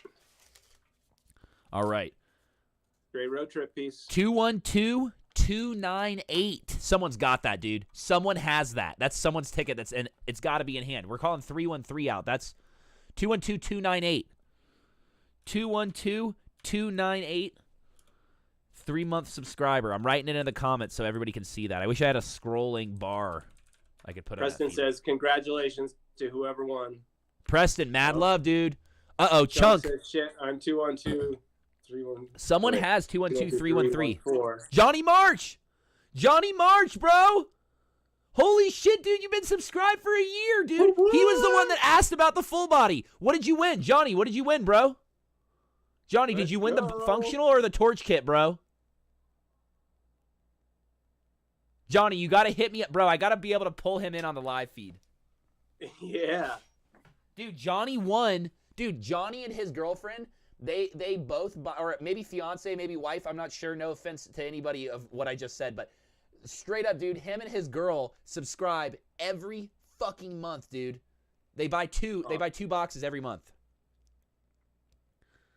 Johnny, hit me up in the DMs, bro. You know what to do. I don't know what Johnny won, though. Did Johnny win the kit, or did he won the rig? He won the rig. Nice. We got it, y'all. 212-298. It's hard to see. Johnny's got it, yo. Congratulations, bro. Yo, I've got to hit him up. I got to FaceTime him real quick. We're vid chatting him real quick. All right. A whole year later. Yo, I'm fucking hyped right now, bro. Did you, dude? You asked too. You were like, what's good? Are we still giving away a full body tonight? Yeah, man, I just bought a fucking full body sitter from. Oh, what was his name? Yo, congratulations to you both. Hey, thank you, dude. Thank you guys for supporting the show, dude. Of course, it was from Chris, dude. I just got a sitter. Awesome. Awesome. Yo, Johnny's in here, bro. Hey, we're hyped. Thank you. Yeah, dude. Johnny, mad love. Yo, Johnny and Haley, mad love. Yo, I love you guys so much, dude. I know we've never met each other. You guys are the homies, dude. I hope we get to chill one day and fucking blaze one. Much love, dude. Yo, I'll hit you up soon, and we'll get you this to you, okay? Hey, definitely. Peace, bro. Yo, mad love, dude. This is real shit, dude. It doesn't get more real than this. Yeah. It does That's not awesome. get more real than that. You're talking about community, bro? That's it, dude. I love it too, bro. I feed on it, dude. People hit me up every day and just make sure I'm alive, dude. My fucking mom doesn't even do that. Like, straight the fuck up. If you're listening to this, call me more. Because I got people on here who aren't even blood, and they give more fucks about me on a daily basis that I'm alive. So, yo, mad love, dude. Mad love to you guys just for being fucking awesome people. Yo, who is 212313? That's what I want to know. Because there's a solo rider out there on a torch right now who's just like, dude, the first time we gave one away, Brian, the dude literally was like, oh my God, I can't believe I won. I just quit my job today. Let's go through the stuff that's in the starter kit. Yeah. Brian, Really? cover it over. So see what you like about it. Well, I can't click on it. Well, you want to click on Oh, it? I scrolled down. I just the- scrolled down. It should pop up on your YouTube. Okay. You get the Bobcat. You get I'm assuming they have hosing. Yeah, you get regulators, hoses, everything, bro. You get everything you need to start tomorrow. Except for You need glass then. No, you need glass, but like we live Does in it give you 2021. There's glasses? glass suppliers on every corner. Everybody knows a weed dealer who also sells raw color, is what I'm telling you. That's how they got started. Can you see that on there? All right.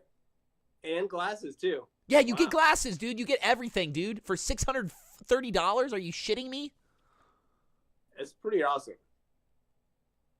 Like, I can't fucking believe it, dude.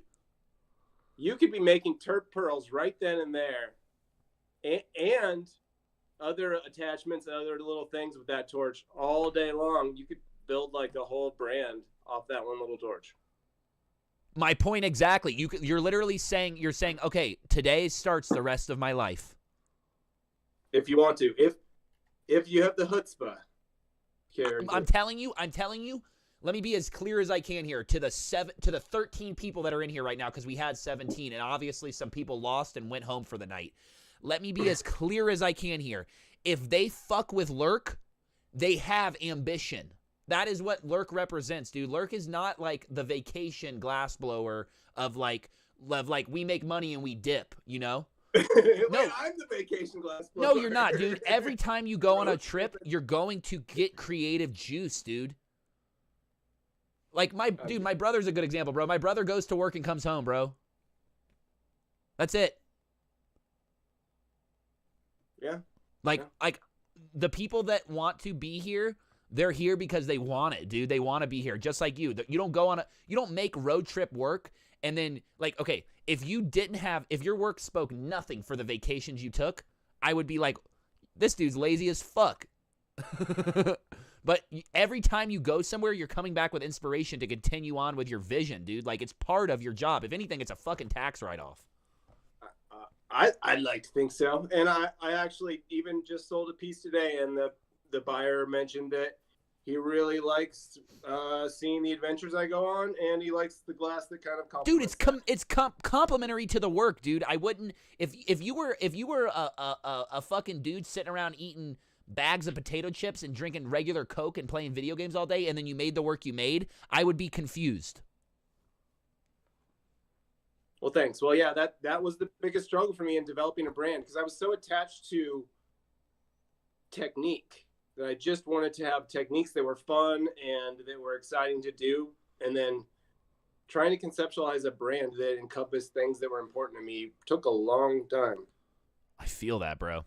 I feel that, honestly. And what I'm trying to tell you here on that whole topic of what I just said a second ago, the encompassing factor of Lerk is drive and ambition to not wake up for a 9 to 5, but wake up for your own dreams and goals and aspirations, dude. And that's what I'm telling you is whoever wins the torch, they have. Yeah, you're feeding that right there. Yes, I'm really feeding cool. it, dude. Directly. I know they're fucking with me for a reason. They're fucking with me because they also have the same mindset. They just are trapped in their fucking 9 to 5s, dude. And these are real fucking human beings on the other end of this. So it's like I am more than supportive of someone leaving their 9 to 5 where they get shit on every day, potentially, to do this. Well, also, you got to think about it. Every time you try something new, and this happens even more so, I think, when you get a little older, you like open up a whole nother section of your brain that you weren't using. Sure. Because you're trying something new. You already have to like keep everything in check, how I drive a car, how I ride a bike, what my girlfriend's name is, how I make my food, all that stuff. And then all of a sudden there's this whole nother realm. And then with glass, it's so process oriented, and this step has to happen properly, this step for this step to happen properly, for this to happen properly, for success to happen. So learning that from glass can really carry over to other parts of life. I agree 100%. I think everything is like that. Like you just said, every new thing you try unlocks another dimension of your brain that you didn't know you had control of. I'm with you 100%. And that's what keeps me hooked on it. Honestly, I love that part about it. And I'm excited to bring, we're all working at our own shops. I'm excited to bring more community into the other parts of it. But it's amazing that it's kept me entertained for this long because not much else has. Bro, my brother says the same shit, bro. My brother says, when I first started blowing glass with him, someone was like, how long you been doing this? And he was like, 16 years so far. This was in 12 years. This was in 2011. He said that's 12 years so far. And they're like, you don't get bored? And he said, I told myself day one I would never be bored ever again in my entire life. And that's the truth, dude. You're like, I'm never bored working with glass. I'm all like, if I'm blowing glass, sometimes I get lazy out there and I'm like, let me come in and do something else. And I come into my office and I do glass work of some sort, or I 3D print or something, I'm disappointed sometimes in what I made, but I'm never bored. I'm never bored. I am sometimes I'm very proud of what I made, but hey, it ebbs and flows. I think the experimentation factor alone is worth the unboredness. Just experiment. That was such a huge drive for me, especially because I wasn't exactly doing it right either. So the experimentation was even more intense. And that's what was really interesting when I first saw you work. I was like, oh, you've taken a lot of classes, and you work like certain other people I had seen in the past, but like you were able to catch that evolution, and through taking classes and being smart enough to absorb it and utilize it, and then actually having the drive to use it. It's so interesting to me to see your generation of glassblowers and the ones even maybe younger than your generation using this collage of techniques, all the best parts of them too. Yes. Yeah. That's how you should develop your brand, is you should take the best parts of all of the knowledge you've built and develop that into one thing that speaks for like the most refined version of all of that shit. That's like how I live glass. I literally live glass not by, like, people are like, oh, you're inspired by so-and-so. And I'm like, no. Do you see how off that is on that dude's shit? I ain't inspired by him. I said, I'll say shit like, I learned a lesson from him that gives me adaptability and technique, but in no way, shape, or form am I inspired by so-and-so. And I'll show them. I'm like, do you see how crooked that is? And I'm like, they didn't even think about how crooked that was. So it's like you have to be able to take knowledge and honestly, I know it sounds crazy, but like that right there alone is what I'm telling you is not driving the color. Back to the color thing, and we'll cap it on there, but you can't expect to show someone something and not expect them to be better than you at the next form of it. Yeah, you would hope they take it in their own little direction. Yes. Well, even if they take it and only rip you off, you can't expect... And do it better. I guess if they do it better, that's their spin. That's what I'm trying to say, is you can't expect someone to see you do something and not do it better. If they're doing it worse, you should be pissed. If you're pissed because they're doing it better, you have some self insecurity issues. You get what I'm saying? You have some issues, dude. But if someone's getting pissed off because someone is doing the same thing better and you showed that person how to do it, man, more blessings, bro. But if you showed someone something, they go and try and do it, and it looks horrible, and they're still passing it, that's where I'm like, man, fuck this kid, dude. That's a hard lesson to learn. Well, you learn it by having someone approach you and be like, fuck you, dude. It's kind of like going from the amateur or high school ranks of any type of sport or art and then going into the professionals. It's like you can be a recreator in certain aspects, but once you really go into the professional world, I would hope people want to come up with something unique. Well, I watch basketball. Basketball's a good example of this. People will be like, oh, he's a rookie. He plays just like Kobe did, or he plays just like Shaq did back in '95. And what I'm telling you is for someone to say that impresses me, dude. That's where I'm like, oh, he's got what it takes to be himself in 10 years. If he's a rookie right now doing what this dude was doing in '95, he's got what it takes to be himself in 5 or 10 years. So we should be nurturing that. I'm a good example. You said it yourself. I'm a good example of someone who has like obviously taken classes, obviously respects technique, and obviously has refined it on my own skill set. But not once has any baller ever approached me and been like, man, bro, you're doing it like so-and-so was back in 2011. Let's hang out. And it's weird because art's not like that. They want to find the most avant-garde person on the come up and be like, whoa, you're way different than anything we've ever seen before. You're in our circle. When I'm telling you, that doesn't mean your parents seem really rich. You're in our circle. Yes, exactly. It's either you're really rich or you're really good and unique. And what I'm telling you is really good and unique. Your car's really nice. You're in our circle. Really good and unique doesn't mean you're going anywhere. It just means you're really good right now and unique right now. And having tons of money, yeah, that means you have the potential to not lose. But what I'm telling you is it's very rare, and this is what young glassblowers need to pick up on, is if you're sitting there in your studio and you're putting in work and you know your shit looks good and you're selling it at a comparative level to ballers, but the ballers don't want to hang out with you, dude, they're not jealous. They have insecurities of their own, okay, like to begin with. So like you have to take, like I had to figure this out on my own because I was sitting here at 25 going, man, why do these guys not want to hang out with me? I can do 3/4 of the shit they've showed me how to do. Why do they not want to hang out with me?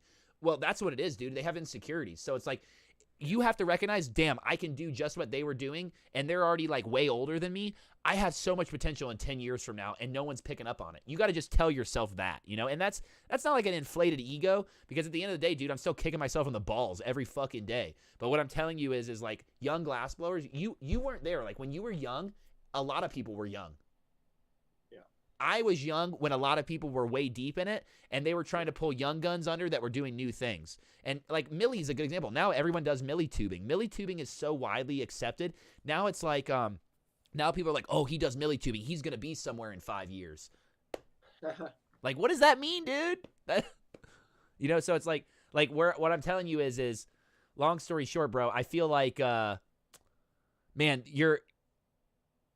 you just got to run with it, and you just got to be excited for it no matter what, and you can't let anything get you down on it, right? Well, I think you should really try and listen to your collector base and your community you're trying to create with the people you're trying to communicate to with your work. Versus so first artist. Off, figure out if you're creating a connection. Yes. And then foster that connection. Figure out ways to create more connections in a positive manner, and that should direct something for at least it's going to feel good. It's pretty awesome, and then that's a good direction, I think. I agree 100%. Now, looking back on it now, like where I'm at today, and I tell myself this every single day. Almost every single day this year so far, I've told myself this. I'm more stoked that my friends and my circle of people that enjoy what I do are collectors and people that I talk to on a daily basis than it being some dude in a baller shop that I see once every couple months. You know what I mean? Like, I don't give a fuck about those dudes. I hate to say it, but it's like, thanks for teaching me. Thanks for inviting me to class. I paid your bill, but you don't give a fuck about me. Where I'm telling you, do you not have collectors that hit you up all the time and are just like, hey, man, hope you're having a good day or some shit? Or like, it's awesome. It's really cool to hear that with the collectors. And now I'm hearing that more and more with the podcast as well. And I really appreciate it. I try and do that myself. I try and reach out and just be like a little bit of a positive push on someone else's life in one way or the other, and I really appreciate when it's reciprocal. I feel it, bro. I feel it so much, dude. That's awesome. So to cap it off, bro, give us your rundown again of how we can figure out your information and find you in the world. All right, Surf Rat Glass on Instagram. I have a Facebook page, Surf Rat. I'm going to type it in real quick. It's just at Surf Rat Glass or underscores. What's that? It's just at Surf Rat Glass. If you want to find out about my podcast, maybe you want to get an e-bike, ride places and not pay for gas, or ride an e-bike, check out the dirt_e-bike on Instagram as well. And surfratglass.com is my website. We were on there. I appreciate it. And yeah. Hell yeah, bro. Thank you for giving us 3 hours of your time. Yeah, man. I always enjoy talking to you. So love talking to you. That and catalog it, have it historically documented. Woo! Yes, it will be up on YouTube. I had an issue last month with copyright stuff, but I figured out what the issue was. It was because I had music playing in the background and I didn't realize it. So this time we're good to go. Should be uploaded publicly in the next few days. Awesome. So thank you so much, bro. I hope you have a great night, and we'll talk to you here soon. Around Jared. Thanks, everybody, for chilling.